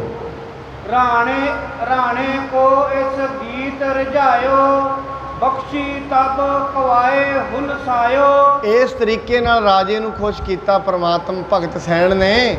ਆਪਣੀ ਪੁਸ਼ਾਕ ਕੱਢ ਕੇ ਰਾਜੇ ਨੇ ਭਗਤ ਸੈਣ ਨੂੰ ਦੇ ਦਿੱਤੀ। ਤਿਸ ਕੇ ਸਮ ਸੰਤਨ ਕੀ ਸੇਵਾ, ਕਰੋ ਸਦਾ ਰੀਜਹਿ ਗੁਰਦੇਵਾ। ਇਸ ਕਰਕੇ ਮਹਾਰਾਜ ਜੀ ਕਹਿੰਦੇ ਨੇ ਭਾਈ ਧੀਂਗਾ ਸਭ ਤੋਂ ਪਹਿਲਾ ਕਰਮ ਕਰੀ ਜੇ ਜ਼ਿੰਦਗੀ ਵਿੱਚ ਕਲੇਸ਼ਾਂ ਤੋਂ ਦੁੱਖਾਂ ਤੋਂ ਦੂਰ ਹੋਣਾ ਚਾਹੁੰਦਾ ਹੈ। ਕੋਈ ਗੁਰਮੁਖ ਸੱਜਣ ਤੇਰੇ ਘਰ ਆਉਣ, ਕੋਈ ਨਾਮ ਜਪਣ ਵਾਲੇ ਆਉਣ, ਉਹਨਾਂ ਦੀ ਸੇਵਾ ਕਰਿਆ ਕਰ। ਬੰਦਗੀ ਵਾਲਿਆਂ ਦੀ ਸੇਵਾ ਕਰਿਆ ਕਰ।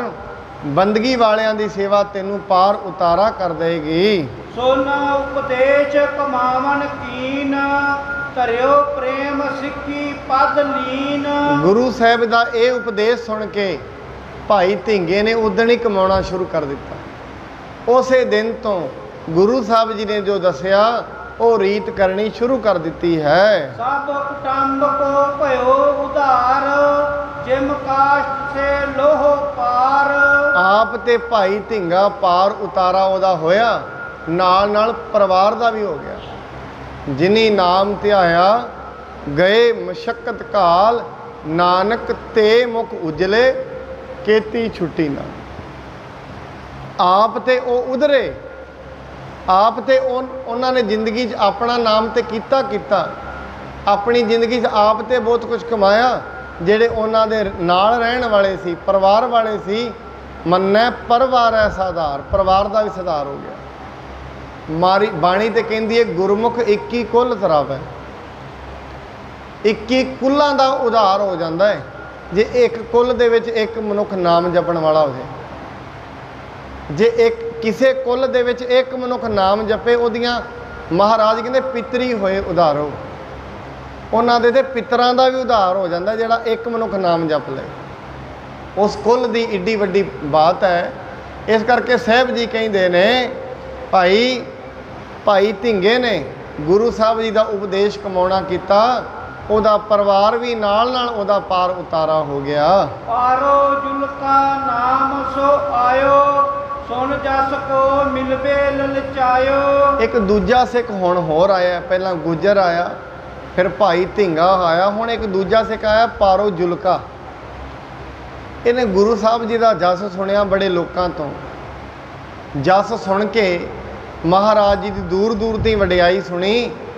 ਪਾਰੋ ਜੁਲਕਾ ਸੋਚਦਾ ਮਨਾ, ਚੱਲ ਤੂੰ ਵੀ ਗੁਰੂ ਦੇ ਕੋਲ ਜਾ ਕੇ ਆਪਣਾ ਉਧਾਰ ਕਰਵਾ ਲੈ। ਨਮਸਕਾਰ ਕਰ ਬੈਠਿਓ ਪਾਸ, ਹਾਥ ਜੋੜ ਕੀਨਸ ਅਰਦਾਸ। ਮਹਾਰਾਜ ਜੀ ਦੇ ਕੋਲ ਨਮਸਕਾਰ ਕਰਕੇ ਹੱਥ ਜੋੜ ਕੇ ਬੈਠ ਗਿਆ ਭਾਈ ਪਾਰੋ ਜੁਲਕਾ ਅਤੇ ਗੁਰੂ ਜੀ ਦੇ ਸਾਹਮਣੇ ਅਰਦਾਸ ਕਰਦਾ ਹੈ। ਸ਼੍ਰੀ ਗੁਰ ਪਰਮਹੰਸ ਹੋਏ ਕੌਣ, ਲੱਛਣ ਮੋਹੇ ਸੁਣਾਵੋ ਤੌਣ। ਇਹ ਸਿੱਖ ਬੜਾ ਉੱਤਮ ਸਵਾਲ ਪੁੱਛਦਾ ਹੈ ਮਹਾਰਾਜ ਨੂੰ। ਮਹਾਰਾਜ ਜੀ ਪਰਮਹੰਸ ਕੌਣ ਹੁੰਦਾ ਹੈ, ਭਾਵ ਬ੍ਰਹਮ ਗਿਆਨੀ ਕੌਣ ਹੁੰਦਾ ਹੈ? ਮੈਨੂੰ ਬ੍ਰਹਮ ਗਿਆਨੀ ਦੇ ਲੱਛਣ ਦੱਸੋ, ਬ੍ਰਹਮ ਗਿਆਨੀ ਕੈਸਾ ਹੁੰਦਾ ਹੈ? ਮਹਾਰਾਜ ਵੈਸੇ ਸੁਖਮਣੀ ਸਾਹਿਬ ਦੀ ਬਾਣੀ 'ਚ ਕਹਿੰਦੇ ਨੇ ਬ੍ਰਹਮ ਗਿਆਨੀ ਕੈ ਗਰੀਬੀ ਸਮਾਹੋ, ਪੂਰੀ ਅਸ਼ਟਪਦੀ ਬ੍ਰਹਮ ਗਿਆਨੀ ਦੇ ਉੱਤੇ ਹੈ। ਬ੍ਰਹਮ ਗਿਆਨੀ ਕੈਸਾ ਹੁੰਦਾ ਹੈ? ਇਹ ਭਾਈ ਪਾਰੋ ਜੁਲਕਾ ਮਹਾਰਾਜ ਜੀ ਨੂੰ ਬ੍ਰਹਮ ਗਿਆਨੀ ਦੇ ਅਰਥ ਪੁੱਛਦਾ ਹੈ। ਸੁਣੇ ਨਾਮ ਅਰ ਰੂਪ ਨਿਹਾਰੇ, ਨਹਿ ਵਿਸ਼ੇਸ਼ ਤੇ ਹਮ ਨਿਰਧਾਰੇ। ਮਹਾਰਾਜ ਜੀ ਬੜੀ ਵਾਰੀ ਨਾਮ ਸੁਣਿਆ, ਪਰਮਹੰਸ ਹੁੰਦੇ ਨੇ, ਪਰ ਮੈਂ ਉਹਨਾਂ ਨੂੰ ਕਦੇ ਵੇਖਿਆ ਨਹੀਂ। ਇਸ ਕਰਕੇ ਮੈਨੂੰ ਉਹਨਾਂ ਦੀ ਵਿਸ਼ੇਸ਼ਤਾ ਦੱਸੋ ਅਤੇ ਉਹਨਾਂ ਦੇ ਲੱਛਣ ਵੀ ਦੱਸਣੇ ਕਰੋ। ਤੁਮ ਤੇ ਸੁਨੇ ਜਥਾਰਤ ਜਾਣੈ, ਕੋ ਗੁਣ ਤੇ ਤਿਨ ਅਧਿਕ ਬਖਾਨੈ। ਮਹਾਰਾਜ ਜੀ ਨੂੰ ਕਹਿੰਦਾ ਮਹਾਰਾਜ ਜੀ ਜੇ ਮੈਂ ਤੁਹਾਡੇ ਤੋਂ ਸੁਣਾਂਗਾ ਤੇ ਮੈਨੂੰ ਵਿਸ਼ਵਾਸ ਵੀ ਆ ਜਾਏਗਾ।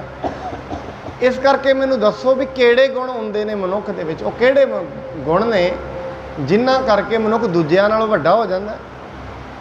ਬ੍ਰਹਮ ਗਿਆਨੀ ਦਾ ਸਰੀਰ ਤੇ ਵੱਖਰਾ ਨਹੀਂ ਨਾ ਹੁੰਦਾ।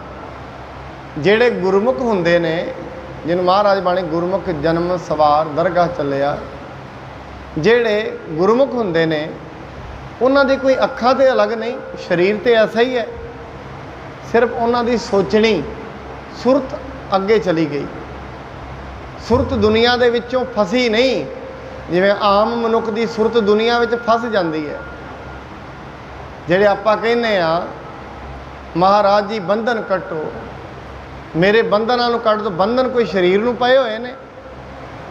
ਕਦੇ ਆਪ ਵੇਖਣਾ ਕਿਸੇ ਸਰੀਰ ਨੂੰ, ਜਿਹੜੇ ਕੈਦੀ ਨੇ ਜੇਲ੍ਹ ਵਿੱਚ ਉਹ ਤੇ ਬੰਧਨ ਵਿੱਚ ਹੈ ਨੇ, ਤੇ ਆਮ ਜਿਹੜੇ ਮਨੁੱਖ ਇਹ ਕਿਹੜਾ ਬੰਧਨਾਂ ਵਿੱਚ ਨੇ? ਕੋਈ ਬੰਧਨ ਨਹੀਂ। ਫਿਰ ਆਪਾਂ ਫਿਰ ਵੀ ਕਹਿੰਦੇ ਮੇਰੇ ਬੰਧਨ ਕੱਟੋ। ਬੰਧਨ ਘਾਟ ਮੁਕਤ ਗੁਰ ਕੀਆ, ਕਿਹੜੇ ਬੰਧਨ ਕੱਟੇ? ਮਹਾਰਾਜ ਗੁਰਬਾਣੀ 'ਚ ਇੱਕ ਗੱਲ ਕਰਦੇ ਨੇ, ਕਹਿੰਦੇ ਬੰਧਨ ਪਤਾ ਵੀ ਕਿਹੜੇ ਨੇ। ਕੋਈ ਵੀ ਕੰਮ ਕਰਨ ਲੱਗੀਏ ਸਫਲ ਨਾ ਹੋਏ, ਉਹਦਾ ਬੰਧਨ ਕੀ ਹੈ? ਬਾਣੀ ਨੂੰ ਇਹਦਾ ਜਵਾਬ ਦਿੰਦੀ ਹੈ ਮਹਾਰਾਜ। ਕਹਿੰਦੇ ਨਾਨਕ ਔਗਣ ਜੇਤੜੇ ਤੇਤੇ ਗਲੀ ਜੰਜੀਰ। ਗਲੀ ਜਿੰਨੇ ਵੀ ਔਗਣ ਨੇ ਇਹ ਸਾਰੇ ਗਲ ਵਿੱਚ ਜੰਜੀਰਾਂ ਹੀ ਨੇ, ਇਹੀ ਤੇ ਬੰਧਨ ਨੇ। ਮਨੁੱਖ ਔਗਣ ਤੇ ਔਗਣ ਕਰੀ ਜਾਂਦਾ, ਬੰਧਨਾਂ ਦੀਆਂ ਜੰਜੀਰਾਂ ਵੱਧਦੀਆਂ ਹੀ ਜਾਂਦੀਆਂ। ਇੱਕ ਪਾਪ ਕਰਦਾ, ਦੋ ਕਰਦਾ, ਇੱਕ ਦਿਨ ਐਸਾ ਹੁੰਦਾ ਹੈ ਪਾਪ ਕਰਨ ਦੀ ਆਦਤ ਹੀ ਪੈ ਜਾਂਦੀ ਹੈ। ਯਾਦ ਰੱਖਣਾ, ਜਿਸ ਦਿਨ ਪਹਿਲੇ ਦਿਨ ਮਨੁੱਖ ਝੂਠ ਬੋਲਦਾ ਹੈ ਨਾ, ਅੰਦਰੋਂ ਆਵਾਜ਼ ਆਉਂਦੀ ਹੈ ਮਨਾ ਇਹ ਕਿਉਂ ਬੋਲਿਆ। ਦੂਜੀ ਵਾਰੀ ਬੋਲਿਆ, ਥੋੜੀ ਆਵਾਜ਼ ਫਿਰ ਆਈ। ਤੀਜੀ ਵਾਰੀ ਬੋਲਦਿਆਂ ਇੱਕ ਦਿਨ ਆਵਾਜ਼ ਆਉਂਦੀ ਤੇ ਹੈ।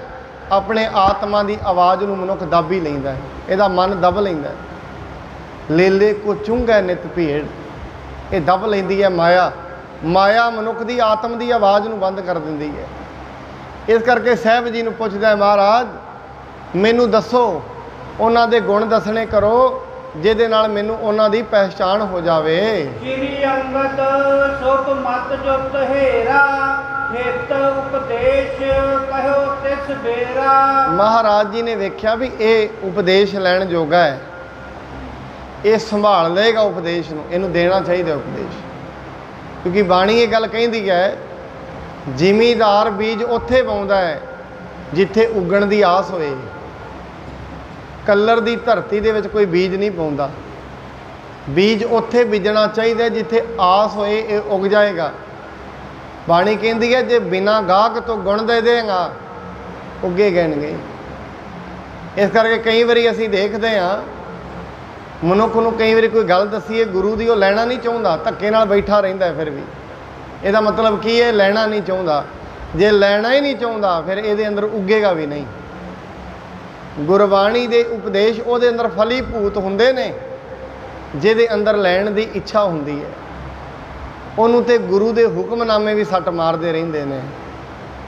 ਗੁਰੂ ਦੇ ਬੋਰਡ ਦੇ ਉੱਤੇ ਲਿਖਿਆ ਹੁਕਮਨਾਮਾ ਵੀ ਉਹਦੀ ਜ਼ਿੰਦਗੀ ਨੂੰ ਬਦਲ ਦਿੰਦਾ ਹੈ, ਜਿਹਦੇ ਅੰਦਰ ਗੁਰੂ ਦਾ ਉਪਦੇਸ਼ ਲੈਣ ਦੀ ਚਾਹ ਹੁੰਦੀ ਹੈ।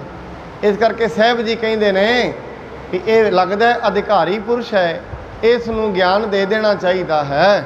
ਪਰਮਹੰਸ ਕੇ ਸੁਣੀਐ ਲੱਛਣ, ਸੁਣ ਜੇ ਧਰੇ ਸੋ ਮਨੁਜ ਵਿੱਚ ਛਣ। ਮਹਾਰਾਜ ਜੀ ਕਹਿੰਦੇ ਸੁਣ ਭਾਈ ਢਿੰਗਿਆ, ਮਹਾਰਾਜ ਕਹਿੰਦੇ ਭਾਈ ਪਾਰੋ ਜੁਲਕਾ, ਹੁਣ ਮੈਂ ਤੈਨੂੰ ਬ੍ਰਹਮ ਗਿਆਨੀ ਦੇ ਪਰਮਹੰਸ ਦੇ ਲੱਛਣ ਦੱਸਦਾ ਹਾਂ, ਬੜੇ ਧਿਆਨ ਦੇ ਨਾਲ ਸੁਣਨਾ ਕਰ। ਹੰਸ ਜੇ ਬਾਣ ਸਰੋਵਰ ਰਹਿ, ਮੁਕਤਾ ਕਰੈ ਆਹਾਰ ਜੇ ਲਹਿ। ਮਹਾਰਾਜ ਜੀ ਕਹਿੰਦੇ ਭਾਈ ਜਿਹੜਾ ਹੰਸ ਹੁੰਦਾ ਹੈ ਨਾ, ਹੰਸ ਮਾਨ ਸਰੋਵਰ ਤੇ ਰਹਿੰਦਾ ਤੇ ਉਹ ਉੱਥੇ ਰਹਿ ਕੇ ਭੋਜਨ ਕਿਹੜਾ ਕਰਦਾ ਹੈ? ਮੋਤੀ। ਹੰਸਾਂ ਦਾ ਭੋਜਨ ਗੁਰਬਾਣੀ ਕਹਿੰਦੀ ਮੋਤੀ ਹੈ। ਉਹ ਮੋਤੀ ਚੁਗਦਾ ਹੈ। ਹੰਸ ਰਹਿੰਦਾ ਵੀ ਮਾਨ ਸਰੋਵਰ ਤੇ ਹੈ। ਮਿਲ ਇੱਕ ਰੂਪ ਹੇਤ ਪੈ ਪਾਨੀ, ਤਿਨ ਕੇ ਆਗੇ ਧਰਿਆ ਜੇ ਆਨੀ। ਮਹਾਰਾਜ ਜੀ ਕਹਿੰਦੇ ਨੇ, ਕਹਿੰਦੇ ਜੇ ਪਾਣੀ ਨੂੰ ਤੇ ਦੁੱਧ ਨੂੰ ਮਿਲਾ ਕੇ ਹੰਸ ਦੇ ਅੱਗੇ ਰੱਖ ਦਿੱਤਾ ਜਾਵੇ, ਪੈ ਤੇ ਜਲ ਕੋ ਕਰਹਿ ਨਿਰਾਲਾ, ਸਾਰ ਅਸਾਰ ਪੇਖ ਹੈ ਤਤ ਕਾਲਾ। ਉਹਦੀ ਇੱਕ ਪਛਾਣ ਹੁੰਦੀ ਹੈ ਹੰਸ ਦੀ, ਉਹ ਆਪਣੀ ਚੁੰਝ ਮਾਰ ਕੇ ਪਾਣੀ ਨੂੰ ਤੇ ਦੁੱਧ ਨੂੰ ਅੱਡ ਅੱਡ ਕਰ ਦਿੰਦਾ। ਇਹ ਹੰਸ ਦੀ ਪਛਾਣ ਹੈ। ਦੁੱਧ ਤੇ ਪਾਣੀ ਦਾ ਕਿੱਡਾ ਮੇਲ ਹੈ। ਮਹਾਰਾਜ ਤੇ ਬਾਣੀ ਦੇ ਵਿੱਚ ਉਪਦੇਸ਼ ਵੀ ਦਿੰਦੇ ਰਹੇ। ਤਿੰਦੇ ਕਹਿੰਦੇ ਗੁਰੂ ਦੇ ਨਾਲ ਪ੍ਰੀਤ ਕਰਨੀ ਹੈ ਨਾ, ਰੇ ਮਨ ਐਸੀ ਹਰਸਿਓ ਪ੍ਰੀਤ ਕਰ, ਜੈਸੀ ਜਲ ਦੁੱਧ ਹੋਏ। ਐਸੀ ਪ੍ਰੀਤ ਕਰ ਜਿਵੇਂ ਜਲ ਦੀ ਤੇ ਦੁੱਧ ਦੀ ਹੈ। ਜਲ ਤੇ ਦੁੱਧ ਦੀ ਪ੍ਰੀਤ ਐਸੀ ਹੈ, ਅੱਡ ਨਹੀਂ ਹੁੰਦਾ ਜਲ ਦੁੱਧ ਤੋਂ ਜੇ ਇੱਕ ਵਾਰੀ ਮਿਕਸ ਹੋ ਜਾਏ। ਪਰ ਹੰਸ ਐਸਾ ਹੈ, ਪ੍ਰੀਤ ਬੜੀ ਤਕੜੀ ਹੈ, ਇਵੇਂ ਸਮਝ ਲਓ। ਪਰ ਜਿਹੜਾ ਹੰਸ ਹੈ ਉਹ ਆਪਣੀ ਚੁੰਝ ਮਾਰ ਕੇ ਪਾਣੀ ਨੂੰ ਅਤੇ ਦੁੱਧ ਨੂੰ ਅਲੱਗ-ਅਲੱਗ ਕਰ ਦਿੰਦਾ ਹੈ। ਤਜੇ ਅਖਲ ਜਲ ਪੈ ਕੋ ਖਾਹੇ, ਉਡਹਿ ਵਿਦੇਸ਼ਣ ਦੇਸਣ ਜਾਹੇ। ਉਹ ਕੀ ਕਰਦਾ? ਦੁੱਧ ਨੂੰ ਪੀ ਜਾਂਦਾ, ਪਾਣੀ ਨੂੰ ਰਹਿਣ ਦਿੰਦਾ। ਵੇਖੋ ਕਿੱਡੀ ਵੱਡੀ ਗੱਲ ਹੈ। ਦੁੱਧ ਦੇ ਵਿੱਚੋਂ, ਪਾਣੀ ਦੇ ਵਿੱਚੋਂ ਦੁੱਧ ਅੱਡ ਕਰ ਲੈਣਾ, ਫਿਰ ਉਹਨੂੰ ਪੀ ਕੇ ਹੰਸ ਦੇਸ਼ਾਂ ਵਿਦੇਸ਼ਾਂ ਵਿੱਚ ਘੁੰਮਦਾ ਰਹਿੰਦਾ ਹੈ। ਪਰਮਹੰਸ ਤਿਨ ਕੇ ਅਧਿਕਾਏ, ਮੁਕਤਾ ਮੁਕਤੀ ਚਹਿਤ ਸਦਾਏ। ਮਹਾਰਾਜ ਜੀ ਕਹਿੰਦੇ ਨੇ ਜਿਹੜਾ ਗੁਰਸਿੱਖ ਹੁੰਦਾ ਹੈ ਨਾ, ਪਰਮਹੰਸ ਜਿਹੜਾ ਹੁੰਦਾ ਹੈ, ਬ੍ਰਹਮ ਗਿਆਨੀ ਹੁੰਦਾ ਹੈ, ਉਹ ਹੰਸਾਂ ਨਾਲੋਂ ਵੀ ਉੱਚਾ ਹੁੰਦਾ ਹੈ। ਉਹ ਹੰਸਾਂ ਤੋਂ ਵੀ ਵੱਧ ਜਿਹੜੀ ਆਪਣੀ ਉਹਦੀ ਬੁੱਧੀ ਇੰਨੀ ਸੂਖਮ ਹੁੰਦੀ ਹੈ। ਮਾਨਸ ਗੁਰੂ ਸ਼ਬਦ ਕੇ ਮਾਹੀ, ਲੇਤ ਆਹਾਰ ਅਪਾਰ ਰਹਾਹੀ। ਇਸ ਕਰਕੇ ਜਿਹੜਾ ਮਨੁੱਖ ਹੁੰਦਾ ਹੈ, ਪਰਮਹੰਸਾ ਹੁੰਦਾ ਹੈ, ਉਹ ਕੀ ਕਰਦਾ ਹੈ? ਜਿੱਥੇ ਵੀ ਸੰਗਤ ਵਿੱਚ ਬਹੇਗਾ, ਕਿਸੇ ਦੇ ਵੀ ਵਿੱਚ ਲੋਕੀ ਹੋਰ ਗੱਲਾਂ ਕਰੀ ਜਾਣਗੇ, ਉਹ ਗੱਲਾਂ ਨੂੰ ਛੱਡਦਾ ਜਾਏਗਾ। ਭਾਵੇਂ ਦੁਨੀਆ ਦੇ ਵਿਚਾਰ ਤੇ ਰੱਬ ਦੇ ਵਿਚਾਰ ਮਿਕਸ ਹੋ ਗਏ ਨੇ, ਕਿਤੇ ਬਹਿਣਾ ਵੀ ਪੈ ਗਿਆ, ਉਹ ਕੀ ਕਰੇਗਾ? ਦੋਵੇਂ ਵਿਚਾਰਾਂ ਨੂੰ ਸੁਣਦਾ ਰਹੇਗਾ, ਪਰ ਉਹਨਾਂ ਵਿੱਚੋਂ ਜਿਹੜੇ ਗੁਰੂ ਦੇ ਵਿਚਾਰ ਹੋਣਗੇ ਉਹਨਾਂ ਨੂੰ ਅੱਡ ਕੱਢ ਲਏਗਾ, ਬਾਕੀ ਛੱਡ ਦੇਗਾ। ਇਹ ਗੁਰਸਿੱਖ ਦੀ ਪਛਾਣ ਹੈ। ਕਿਸੇ ਦੀ ਸੰਗਤ ਵਿੱਚ ਬਹਿ ਵੀ ਗਿਆ, ਜਿਵੇਂ ਹੰਸ ਦੁੱਧ ਦੇ ਵਿੱਚ, ਪਾਣੀ ਦੇ ਵਿੱਚੋਂ ਦੁੱਧ ਕੱਢ ਲੈਂਦਾ ਹੈ, ਐਵੇਂ ਗੁਰੂ ਦਾ ਸਿੱਖ ਹੈ, ਗੁਰੂ ਦੇ ਜਿਹੜੇ ਉਪਦੇਸ਼ ਨੇ ਉਹਨਾਂ ਨੂੰ ਪ੍ਰਾਪਤ ਕਰ ਲੈਂਦਾ ਹੈ। ਜਿਹੜੇ ਹੋਰ ਉਪਦੇਸ਼ ਨੇ, ਜਿਹੜੇ ਹੋਰ ਕੋਈ ਦੁਨੀਆ ਉਪਦੇਸ਼ ਕਰਦੀ ਹੈ, ਸੁਣਦਾ ਤੇ ਰਹਿੰਦਾ ਹੈ, ਅੰਦਰ ਨਹੀਂ ਧਾਰਦਾ, ਬਾਹਰ ਕੱਢ ਦਿੰਦਾ ਹੈ।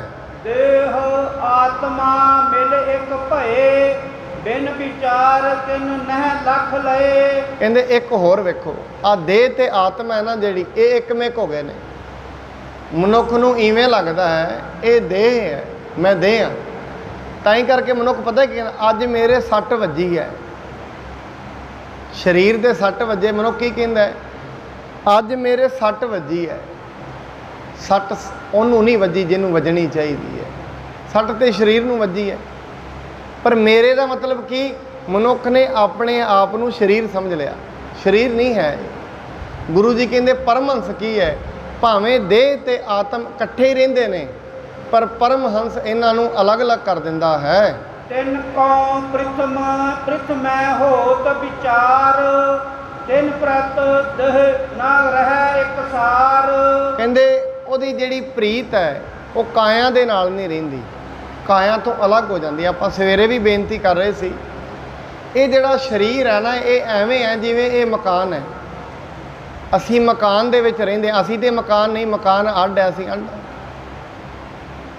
ਮਕਾਨ ਅਲੱਗ ਚੀਜ਼ ਹੈ, ਮਕਾਨ ਦੇ ਵਿੱਚ ਰਹਿਣ ਵਾਲੇ ਅਲੱਗ ਨੇ। ਇਹ ਸਰੀਰ ਇੱਕ ਮਕਾਨ ਹੈ, ਇਹਦੇ ਵਿੱਚ ਨਿਵਾਸ ਆਤਮਾ ਕਰਦੀ ਹੈ। ਤੇ ਗੁਰੂ ਰਾਮਦਾਸ ਜੀ ਨੇ ਸ਼ਾਇਦ ਬਾਣੀ ਸ਼ਬਦ ਆਉਂਦਾ ਹੈ, ਆਤਮਾ ਦਾ ਤੇ ਸਰੀਰ ਦਾ ਆਪਸ ਦੇ ਵਿੱਚ ਇੱਕ ਚਰਚਾ ਵੀ ਲਿਖੀ ਹੈ, ਵਿਚਾਰ ਵਟਾਂਦਰਾ, ਜਿਹਨੂੰ ਕਹਿੰਦੇ ਨੇ, ਜਿਹਦੇ ਵਿੱਚ ਕਿ ਪਿਰ ਕਹਿਆ ਹੋ ਹੁਕਮੀ ਬੰਦਾ। ਇਹ ਜਿਹੜਾ ਸ਼ਬਦ ਹੈ ਨਾ, ਇਹਦੇ ਵਿੱਚ ਮਹਾਰਾਜ ਨੇ ਦੋਵਾਂ ਦਾ ਵਿਚਾਰ ਵਟਾਂਦਰਾ ਵੀ ਦੱਸਿਆ ਵੀ ਕੀ ਹੋ ਰਿਹਾ ਹੈ।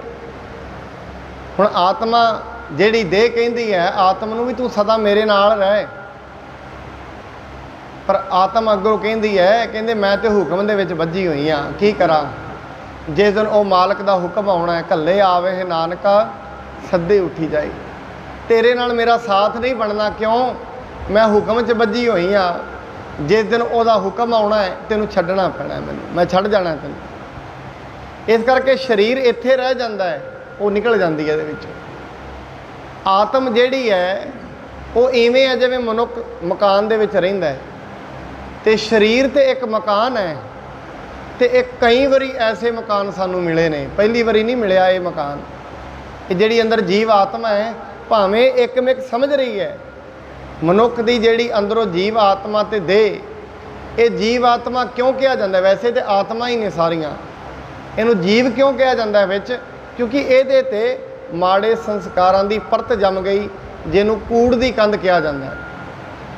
ਗੁਰਬਾਣੀ ਦੇ ਵਿੱਚ ਇਹ ਆਤਮ ਪਰਮਾਤਮ ਦੀ ਜਿਹੜੀ ਗੱਲ ਹੈ, ਉਹਨੂੰ ਬੜਾ ਸੌਖਾ ਕੀਤਾ ਗਿਆ, ਇਹਨੂੰ ਕੂੜ ਦੀ ਕੰਧ ਸਿੱਧਾ ਹੀ ਕਹਿ ਦਿੱਤਾ।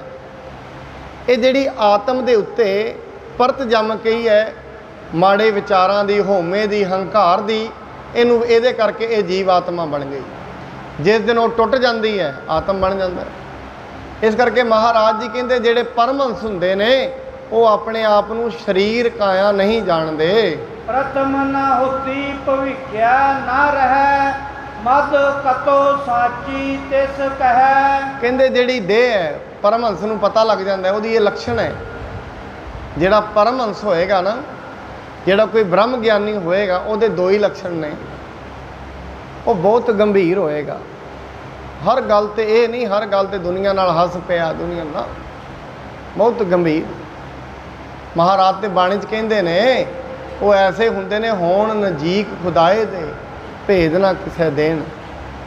ਇੰਨੇ ਨਜ਼ਦੀਕ ਹੁੰਦੇ ਨੇ ਪਰਮਾਤਮਾ ਦੇ, ਪਰ ਭੇਦ ਕਿਸੇ ਨੂੰ ਦਿੰਦੇ ਹੀ ਨਹੀਂ। ਬਾਣੀ ਤੇ ਇੰਨਾ ਵੀ ਕਹਿੰਦੀ ਹੈ, ਹਰ ਕਾ ਭਗਤ ਪ੍ਰਗਟ ਨਹੀਂ ਛਪੈ। ਇੱਕ ਪਛਾਣ ਹੋਰ ਵੀ ਹੈ, ਜੇ ਕੋਈ ਭਗਤੀ ਕਰੇਗਾ, ਉਹ ਆਪਣੇ ਮਨੋਂ ਤੇ ਚਾਹੁੰਦਾ ਰਹਿੰਦਾ ਹੈ, ਮਨਾ ਕੀ ਕਰੇਗਾ ਦੁਨੀਆ ਦੇ ਵਿੱਚ, ਨਾਮ ਬਣਾ ਕੇ ਛੱਡ ਨਾਮ ਨੂੰ। ਉਹ ਨਾਮ ਨਹੀਂ ਬਣਾਉਣਾ ਚਾਹੁੰਦਾ, ਪਰ ਪਰਮਾਤਮਾ ਦਾ ਇਹ ਹੁਕਮ ਹੈ, ਆਪਣੇ ਭਗਤ ਨੂੰ ਪ੍ਰਗਟ ਜ਼ਰੂਰ ਕਰ ਦਿੰਦਾ ਦੁਨੀਆ ਸਾਹਮਣੇ। ਕਿਉਂਕਿ ਉਹਨੂੰ ਪਤਾ ਲੱਗ ਜਾਂਦਾ ਹੈ, ਜੇ ਜੁਗ ਚਾਰੇ ਆਰਜਾ ਹੋਰ ਦਸੂਣੀ ਹੋਏ, ਨਵਾਂ ਖੰਡਾਂ ਵਿੱਚ ਜਾਣੀ ਹੈ। ਮਨੁੱਖ ਅਸਲ 'ਚ ਤਾਂ ਹੀ ਤੇ ਸਾਰਾ ਉਦਮ ਕਰ ਰਿਹਾ ਹੈ। ਜੇ ਤਰੋੜੀ ਵਿੱਚ ਰਹਿ ਰਿਹਾ, ਮੈਨੂੰ ਸਾਰੇ ਤਰੋੜੀ ਵਾਲੇ ਜਾਣ ਲੈਣ, ਤਾਂ ਹੀ ਤੇ ਉਦਮ ਕਰ ਰਿਹਾ ਹੈ। ਜਿੰਨੇ ਵੀ ਕਰਮ ਨੇ, ਵੱਧ ਤੋਂ ਵੱਧ ਦੁਨੀਆ ਦੇ ਉੱਤੇ ਦੌਲਤ ਇਕੱਠੀ ਕਰਨ ਦੀ ਇੱਕੋ ਹੀ ਤੇ ਮਾਰ ਹੈ, ਸਾਰੇ ਜਾਣਨ। ਪਰ ਜਿਹੜਾ ਗੁਰੂ ਨਾਨਕ ਦੀ ਬਾਣੀ ਪੜ੍ਹਦਾ, ਕਹਿੰਦਾ ਕੀ ਹੋ ਜਾਏਗਾ ਜਦ ਸਾਰੇ ਜਾਣ ਵੀ ਲੈਣਗੇ, ਕਿ ਸਾਰਿਆਂ ਦੇ ਜਾਣਨ ਨਾਲ ਆਪਾਂ ਸੁਖੀ ਹੋ ਜਾਵਾਂਗੇ? ਮਨੁੱਖ ਨਹੀਂ ਸੁਖੀ ਹੁੰਦਾ। ਦੁਨੀਆ ਜਾਣੇ ਤਾਂ ਨਹੀਂ ਸੁਖੀ, ਮਨੁੱਖ ਆਪਣੇ ਆਪ ਨੂੰ ਜਾਣ ਲਏ ਉਦੋਂ ਹੀ ਸੁਖੀ ਹੋ ਜਾਏਗਾ। ਇਸ ਕਰਕੇ ਜਿਹੜੇ ਪਰਮਹੰਸ ਨੇ, ਉਹ ਗੰਭੀਰ ਹੁੰਦੇ ਨੇ, ਉਹ ਆਪਣੇ ਆਪ ਦੀ ਵਿਚਾਰ ਕਰਦੇ ਨੇ, ਤੇ ਗੰਭੀਰਤਾ ਨਾਲ ਉਹਨਾਂ ਨੂੰ ਪਤਾ ਲੱਗਦਾ ਹੈ ਜਿਹੜੀ ਦੇਹ ਹੈ ਨਾ ਤੇ ਪਹਿਲਾਂ ਸੱਚ ਸੀ ਨਾ ਅੱਜ ਸੱਚ ਹੈ, ਜਿਹੜਾ ਵਿਚਲਾ ਹਿੱਸਾ ਹੈ ਉਹ ਸੱਚ ਹੈ। ਜਿਵੇਂ ਸੁਪਨੇ ਦੇ ਵਿੱਚ ਮਨੁੱਖ ਹੋਏ ਨਾ, ਤੇ ਸੁਪਨੇ ਦੇ ਵਿੱਚ ਉਹ ਰਾਜਾ ਬਣ ਜਾਏ, ਤੇ ਜਦੋਂ ਉੱਠੇਗਾ ਉਹਨੂੰ ਪਤਾ ਲੱਗੇਗਾ ਤੂੰ ਤੇ ਰਾਜਾ ਨਹੀਂ। ਸੁਪਨਾ ਲੈਣ ਤੋਂ ਪਹਿਲਾਂ ਵੀ ਉਹ ਰਾਜਾ ਨਹੀਂ ਸੀ, ਸੁਪਨੇ ਚੋਂ ਉੱਠਿਆ ਉਦੋਂ ਵੀ ਰਾਜਾ ਨਹੀਂ। ਇਹਦਾ ਮਤਲਬ ਜਿਹੜਾ ਉਹ ਸੁਪਨਾ ਲਿਆ ਝੂਠਾ ਸੀ। ਐਵੇਂ ਹੀ ਇਹ ਦੇਹੀ ਅੱਜ ਵੀ ਸੱਚ ਨਹੀਂ, ਜਿਸ ਦਿਨ ਚਲੀ ਜਾਏਗੀ ਉਸ ਦਿਨ ਵੀ ਸੱਚ ਨਹੀਂ। ਇਸ ਕਰਕੇ ਪਰਮਹੰਸ ਇਹ ਦੇਹੀ ਨੂੰ ਝੂਠੀ ਸਮਝ ਬੈਠਦਾ ਹੈ। ਪੁੰਨ ਜੜ ਹੈ ਕਛ ਨਾਹਿ ਨਿਸ਼ਾਨੀ, ਨਿਤ ਦੁਖ ਰੂਪ ਲੇਹ ਮਨ ਮਾਨੀ। ਕਹਿੰਦੇ ਇਸ ਕਰਕੇ ਉਹ ਇਹਨੂੰ ਆਤਮ ਨੂੰ, ਇਸ ਕਰਕੇ ਜਿਹੜਾ ਬ੍ਰਹਮ ਗਿਆਨੀ ਹੁੰਦਾ ਹੈ ਇਹ ਦੁਨੀਆ ਨੂੰ ਦੁੱਖ ਦਾ ਰੂਪ ਸਮਝਦਾ ਹੈ। ਉਹ ਸਮਝ ਲੈਂਦਾ ਹੈ ਦੁਨੀਆ ਦੇ ਜਿਹੜੇ ਰਸ ਕਸ ਨੇ ਇਹ ਸੁੱਖ ਦੇਣ ਵਾਲੇ ਨਹੀਂ ਹਨ। ਸਤ ਆਤਮਾ ਨਿਰਣੈ ਕਰਹਿ, ਪੂਰਬ ਹੁਤੋ ਦੇਹ ਬਹੁ ਧਰ ਹੈ। ਆਤਮਾ ਨੂੰ ਸਤ ਕਰਕੇ ਜਾਣਦਾ ਹੈ, ਬਾਕੀ ਸਭ ਕੁਝ ਨੂੰ ਝੂਠ ਸਮਝਦਾ ਹੈ। ਅਬ ਪ੍ਰਤੱਖ ਅਰ ਰਹਿ ਭਵਿੱਖ, ਜਾਤੇ ਸਤ ਲਖੈ ਗੁਰ ਸਿੱਖ। ਉਹ ਕਹਿੰਦਾ ਹੈ ਆਦ ਸੱਚ ਜੁਗਾਦ ਸੱਚ ਹੈ ਪੀ ਸੱਚ ਨਾਨਕ ਹੋਸੀ। ਆਤਮਾ ਹੀ ਸੱਚ ਹੈ, ਪਰਮਾਤਮਾ ਹੀ ਸੱਚ ਹੈ, ਹੋਰ ਕੁਝ ਵੀ ਦੁਨੀਆ ਤੇ ਸੱਚ ਨਹੀਂ। ਜੋ ਕੁਝ ਵੀ ਅਸੀਂ ਵੇਖ ਰਹੇ ਹਾਂ ਇਹ ਝੂਠ ਹੈ। ਇੱਕ ਦਿਨ ਇਹਨੇ ਵਿਣਸਣਾ ਹੈ, ਸਦੀਵੀ ਰਹਿਣ ਵਾਲਾ ਨਹੀਂ। ਬਹੁਰ ਆਤਮਾ ਚੇਤਨ ਜਾਨ ਹੈ, ਜਿਹੇ ਸੰਬੰਧ ਤਨ ਚੇਤਨ ਠਨ ਹੈ। ਕਹਿੰਦੇ ਆਪਣੇ ਆਪ ਨੂੰ ਆਤਮ ਸਮਝਦਾ ਹੈ, ਪਰ ਮਨੁੱਖ ਜਿਸ ਦਿਨ ਆਤਮ ਦਾ ਸੰਬੰਧ ਹਰ ਜੀਓ, ਮਹਾਰਾਜ ਕਹਿੰਦੇ ਹਰ ਜੀਓ ਗੁਫਾ ਅੰਦਰ ਰੱਖ ਕੇ ਵਾਜਾ ਪਵਨ ਵਜਾਇਆ। ਪਰਮਾਤਮਾ ਨੇ ਇਹ ਸਰੀਰ ਨੂੰ ਕਿਵੇਂ ਸਟਾਰਟ ਕੀਤਾ? ਜਿਵੇਂ ਅਸੀਂ ਕਹਿੰਦੇ ਗੱਡੀ ਕਿਵੇਂ ਸਟਾਰਟ ਹੁੰਦੀ ਹੈ, ਵਿੱਚ ਤੇਲ ਪਾਓ, ਚਾਬੀ ਲਾਓ, ਪਾਣੀ ਪਾਓ ਤੇ ਗੱਡੀ ਸਟਾਰਟ ਹੋ ਜਾਏਗੀ। ਤੇਲ ਨਾ ਹੋਏ, ਗੱਡੀ ਦਾ ਇੰਜਣ ਚੰਗਾ ਹੋਏ, ਗੱਡੀ ਸਟਾਰਟ ਨਹੀਂ ਹੋਏਗੀ। ਆਪਾਂ ਜਾਣਦੇ ਹੀ ਹਾਂ ਮੋਟਰਸਾਈਕਲ ਸਟਾਰਟ ਨਹੀਂ ਹੋਏਗੀ, ਸਕੂਟਰ ਸਟਾਰਟ ਨਹੀਂ ਹੋਏਗੀ। ਇਵੇਂ ਜਿਹੜੀ ਇਹ ਦੇਹ ਹੈ, ਜਿਸ ਦਿਨ ਇਹਦੇ ਵਿੱਚ ਆਤਮਾ ਆਉਂਦੀ ਹੈ ਉਸ ਦਿਨ ਇਹ ਸਟਾਰਟ ਹੋ ਜਾਂਦੀ ਹੈ। ਜਿਸ ਦਿਨ ਇਹ ਨਿਕਲ ਜਾਂਦੀ ਹੈ ਉਸ ਦਿਨ ਹੀ ਸਰੀਰ ਬੰਦ ਹੋ ਜਾਂਦਾ ਹੈ। ਸਿੱਧੀ ਜਿਹੀ ਗੱਲ ਆਪਾਂ ਵੇਖਦੇ ਹੀ ਹਾਂ। ਤਾਂ ਹੀ ਕਰਕੇ ਜਿਸ ਦਿਨ ਮਨੁੱਖ ਚੜ੍ਹਾਈ ਕਰਦਾ, ਸਾਰੀ ਦੁਨੀਆ ਉਹਨੂੰ ਆਵਾਜ਼ਾਂ ਮਾਰਦੀ ਹੈ ਉੱਠ ਪੈ। ਆਪਾਂ ਕਹਿੰਦੇ ਫਲਾਣਾ ਮਰ ਗਿਆ, ਕਿੱਥੇ ਮਰਿਆ? ਉਹ ਸਾਹਮਣੇ ਪਿਆ। ਅਸਲ ਦੇ ਵਿੱਚ ਸਰੀਰ ਦਾ ਜਨਮ ਮਰਨ ਹੈ, ਜਿਹੜਾ ਇਹਦੇ ਅੰਦਰ ਬੋਲ ਰਿਹਾ ਉਹਦਾ ਕੋਈ ਜਨਮ ਮਰਨ ਨਹੀਂ। ਉਹਨੇ ਤੇ ਦੁਬਾਰਾ ਫੇਰ ਆਉਣਾ ਇੱਥੇ। ਇਸ ਕਰਕੇ ਮਨੁੱਖ ਨੂੰ ਕਦੇ ਨਹੀਂ ਕਹਿਣਾ ਚਾਹੀਦਾ ਮੈਂ ਮਰਾਂਗਾ। ਜੇ ਨਾਮ ਨਹੀਂ ਜਪਿਆ ਫਿਰ ਮਰਨ ਹੋਣਾ ਹੀ ਨਹੀਂ। ਕਿਉਂ? ਦੁਬਾਰਾ ਫਿਰ ਵੀ ਤਾਂ ਜੀਵਨ ਮਿਲੇਗਾ। ਉਹ ਜੀਵਨ ਕੋਈ ਵੀ ਹੋ ਸਕਦਾ ਹੈ, ਕਿਸੇ ਵੀ ਜੂਨੀ 'ਚ ਹੋ ਸਕਦਾ ਹੈ। ਮਰਨਾ ਕਿੱਥੇ ਹੈ? ਦੁਬਾਰਾ ਫਿਰ ਆਉਣਾ ਹੈ। ਇਹ ਕਿਹੜਾ ਕੜੀ ਸਮਾਪਤ ਹੋ ਜਾਣੀ ਹੈ।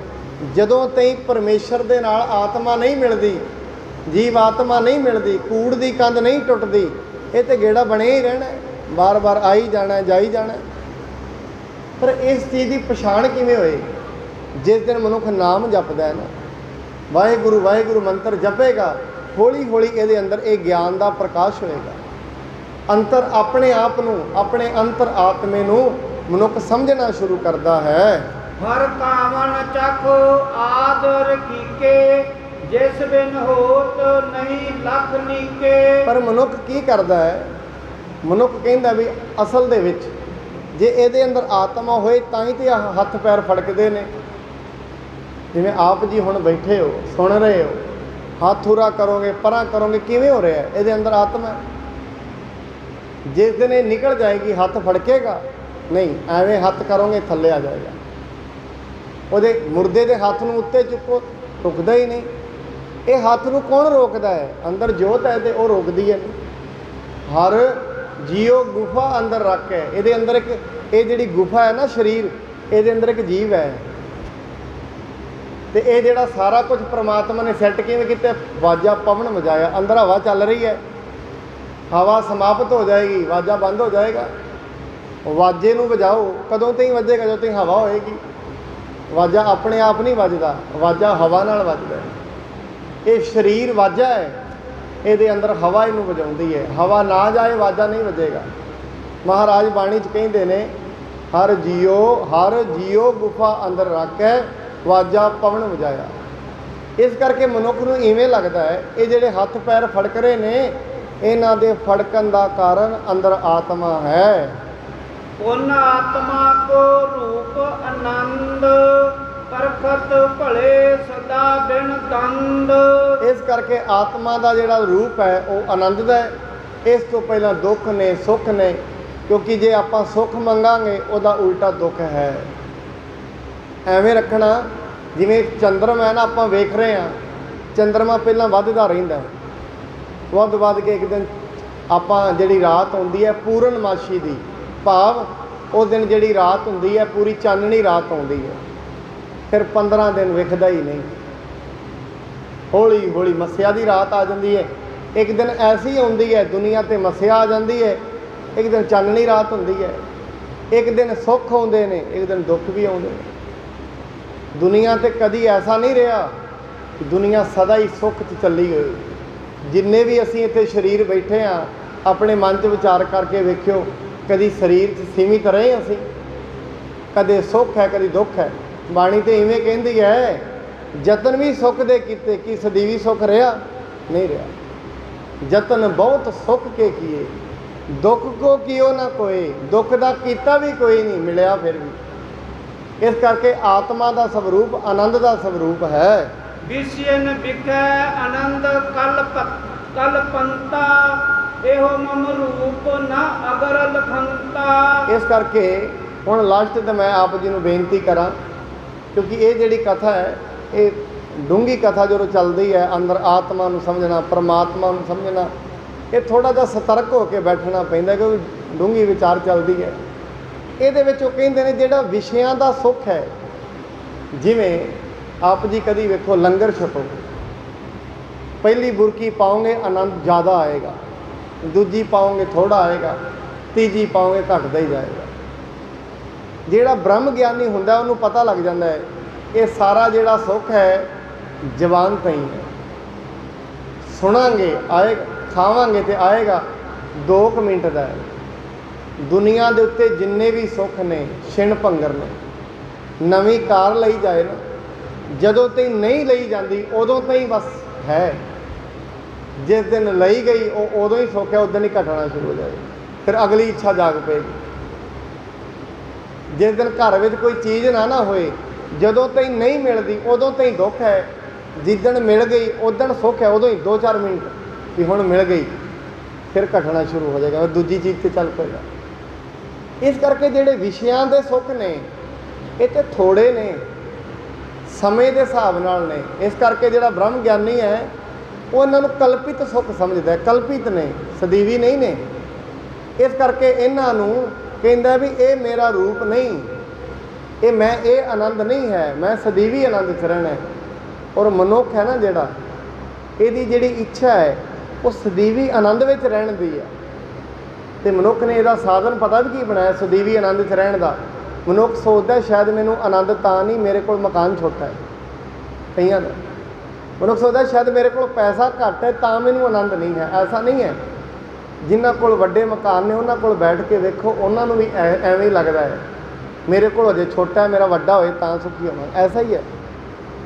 ਬਾਣੀ 'ਚ ਫਰੀਦ ਸਾਹਿਬ ਕਹਿੰਦੇ ਨੇ, ਕਹਿੰਦੇ ਮੈਂ ਤਾਂ ਨਿਗਾਹ ਨਾਲ ਵੇਖਿਆ, ਉੱਚੇ ਚੜ੍ਹ ਕੇ ਦੇਖਿਆ, ਘਰ ਘਰ ਇਹ ਆ ਗਏ। ਇਹ ਨਹੀਂ ਗਰੀਬ ਨੂੰ ਆ ਗਏ, ਅਮੀਰ ਕਹਿੰਦਾ ਮੈਂ ਵੀ ਇੱਥੇ ਹੀ ਆ ਜੇ। ਇਸ ਕਰਕੇ ਜਿਹੜੇ ਇਹ ਸੁੱਖ ਨੇ ਇਹ ਕਲਪਿਤ ਨੇ, ਜ਼ਿਆਦਾ ਨਹੀਂ ਨੇ। ਔਰ ਇਹ ਜਿਹੜੀ ਇੱਛਾ ਇਹ ਚੱਲਦੀ ਰਹਿੰਦੀ ਹੈ। ਇੱਥੋਂ ਤੇ ਇਹਦੀ ਆਪਾਂ ਜਿਹੜੀ ਅੱਜ ਕਥਾ ਸ਼ਰਵਣ ਕੀਤੀ ਹੈ। ਕੱਲ੍ਹ ਨੂੰ ਮੱਲੂ ਸ਼ਾਹੀ ਇੱਕ ਸਿੱਖ ਹੈ, ਉਹ ਵੀ ਮਹਾਰਾਜ ਜੀ ਦੇ ਕੋਲ ਉਪਦੇਸ਼ ਲੈਣ ਲਈ ਆਉਂਦਾ। ਉਹਨੂੰ ਮਹਾਰਾਜ ਜੀ ਕਿਹੜਾ ਅੱਗੇ ਦਾ ਉਪਦੇਸ਼ ਦਿੰਦੇ ਨੇ, ਅਤੇ ਪਾਰੋ ਜੁਲਕਾ ਇੱਥੋਂ ਤਾਈਂ ਦਾ ਉਪਦੇਸ਼ ਆਪਾਂ ਸ਼ਰਵਣ ਕੀਤਾ ਹੈ। ਹੁਣ ਅੱਗੇ ਸਤ ਚਿੱਤ ਆਨੰਦ ਇਹਦੀ ਵਿਚਾਰ ਆਪਾਂ ਕੱਲ੍ਹ ਨੂੰ ਸ਼ਰਵਣ ਕਰਾਂਗੇ। ਮਹਾਰਾਜ ਸਾਹਿਬ ਜੀ ਕਿਰਪਾ ਕਰਨ, ਸਭ ਨੂੰ ਦੇਹ ਅਰੋਗਤਾ ਦੀ ਦਾਤ, ਨਾਮ ਦੀ ਦਾਤ, ਗੁਰਬਾਣੀ ਗੁਰਸਿੱਖੀ ਦੀ ਦਾਤ ਬਖਸ਼ ਕੇ ਨਿਵਾਜਣ। ਸਭ ਨੂੰ ਆਪਾਂ ਨੂੰ ਜਿੰਨੇ ਵੀ ਇਹ ਦੁਨੀਆ 'ਤੇ ਯਾਤਰੀ ਆਏ ਹੋਏ ਆ, ਸਭ ਨੂੰ ਇੱਕ ਉਪਾਧੀ ਪ੍ਰਾਪਤ ਕਰਕੇ ਜਾਈਏ ਦੁਨੀਆ ਤੋਂ। ਗਿਆਨ ਦੀ ਉਪਾਧੀ, ਅਨੁਭਵ ਗਿਆਨ ਦੀ ਉਪਾਧੀ ਸਾਨੂੰ ਮਿਲ ਸਕੇ। ਇੰਨੀਆਂ ਬੇਨਤੀਆਂ ਆਪ ਜੀ ਨੇ ਪ੍ਰਵਾਨ ਕਰਨੀਆਂ। ਜਿੰਨੇ ਵੀ ਆਪ ਸਿੱਖ ਆਉਂਦੇ ਹੋ, ਸਭ ਜੀ ਨੂੰ ਬੇਨਤੀ ਹੈ ਆਪ ਜੀ ਆਪਣੇ ਬੱਚਿਆਂ ਨੂੰ ਵੀ ਰਾਤ ਨੂੰ ਕਲਾਸ ਲੱਗਦੀ ਹੈ 8:30 ਵਜੇ, 8:30 ਤੋਂ 9:30 ਵਜੇ ਗੁਰਬਾਣੀ ਨਾਲ ਦੀ ਨਾਲ ਸਿੱਖ ਇਤਿਹਾਸ ਅਤੇ ਗੁਰਬਾਣੀ ਦੀ ਸੰਥਿਆ ਦਿੱਤੀ ਜਾਂਦੀ ਹੈ। ਜਿਉਂ-ਜਿਉਂ ਬੱਚੇ ਗੁਰਬਾਣੀ ਨਾਲ ਜੁੜਨਗੇ, ਜ਼ਿੰਦਗੀ ਵਿੱਚ ਉਹਨਾਂ ਦਾ ਨਜ਼ਰੀਆ ਬਦਲੇਗਾ, ਮਾਂ-ਬਾਪ ਦੀ ਆਗਿਆਕਾਰੀ ਬਣਨਗੇ। ਬੱਚਿਆਂ ਨੂੰ ਵੀ ਰਾਤ ਨੂੰ ਆਪ ਜੀ ਭੇਜ ਸਕਦੇ ਹੋ। ਅਤੇ ਨਾਲ ਦੀ ਨਾਲ 5-7 ਦਿਨਾਂ ਤੇ ਗੁਰਦੁਆਰਾ ਸਾਹਿਬ ਵਿਖੇ ਗੁਰੂ ਤੇਗ ਬਹਾਦਰ ਸਾਹਿਬ ਜੀ ਦੇ 400 ਸਾਲੇ ਨੂੰ ਮੁੱਖ ਰੱਖਦਿਆਂ ਸਹਿਜ ਪਾਠ ਦੀ ਆਰੰਭਤਾ ਹੋਏਗੀ, ਜਿਹਦੇ ਵਿੱਚ ਜਿਨ੍ਹਾਂ ਨੇ ਵੀ ਸਹਿਜ ਪਾਠ ਸੰਗਤੀ ਰੂਪ ਵਿੱਚ ਹੋਏਗਾ, ਜਿਨ੍ਹਾਂ ਨੇ ਵੀ ਕਰਨਾ ਹੋਏ 4 ਤੋਂ ਲੈ ਕੇ 5:30 ਵਜੇ ਦੀ ਉਹ ਸਹਿਜ ਪਾਠ ਚੱਲਿਆ ਕਰੇਗਾ। ਆਪਣੇ ਆਪਣੇ ਨਾਮ ਆਪ ਜੀ ਨੋਟ ਕਰਾਓ। ਮੈਂ ਬੇਨਤੀ ਕਰਾਂਗਾ ਇਸਤਰੀ ਸਤਸੰਗ ਸਭਾ 'ਚ ਬੀਬੀ ਰਾਜ ਕੌਰ ਜੀ, ਉਹਨਾਂ ਕੋਲ ਹੀ ਆਪ ਜੀ ਆਪਣੇ ਨਾਮ ਲਿਖਵਾ ਸਕਦੇ ਹੋ। ਉਹ ਸਭ ਆਪ ਜੀ ਨੂੰ ਦੱਸ ਵੀ ਜਾਣਗੇ ਕਿਵੇਂ ਇਹ ਜਿਹੜਾ ਸਾਰਾ ਸਹਿਜ ਪਾਠ ਚੱਲੇਗਾ। ਅਤੇ ਗੁਰੂ ਤੇਗ ਬਹਾਦਰ ਸਾਹਿਬ ਜੀ ਦਾ 400 ਸਾਲ ਸਹਿਜ ਪਾਠ ਦੇ ਨਾਲ ਇਹ ਉਪਰਾਲਾ ਗੁਰਦੁਆਰਾ ਪ੍ਰਬੰਧਕ ਕਮੇਟੀ ਗੁਰਦੁਆਰਾ ਸ਼ੀਸ਼ਗੰਜ ਸਾਹਿਬ ਵੱਲੋਂ ਸਤਿਕਾਰਯੋਗ ਪ੍ਰਧਾਨ ਜੀ ਅਤੇ ਮੈਨੇਜਰ ਸਾਹਿਬ ਜੀ ਦੇ ਸਹਿਯੋਗ ਦੇ ਨਾਲ ਇਹ ਉਪਰਾਲਾ ਚੱਲ ਰਿਹਾ। ਆਪ ਜੀ ਵੱਧ ਚੜ੍ਹ ਕੇ ਹਿੱਸਾ ਲਓ ਜੀ।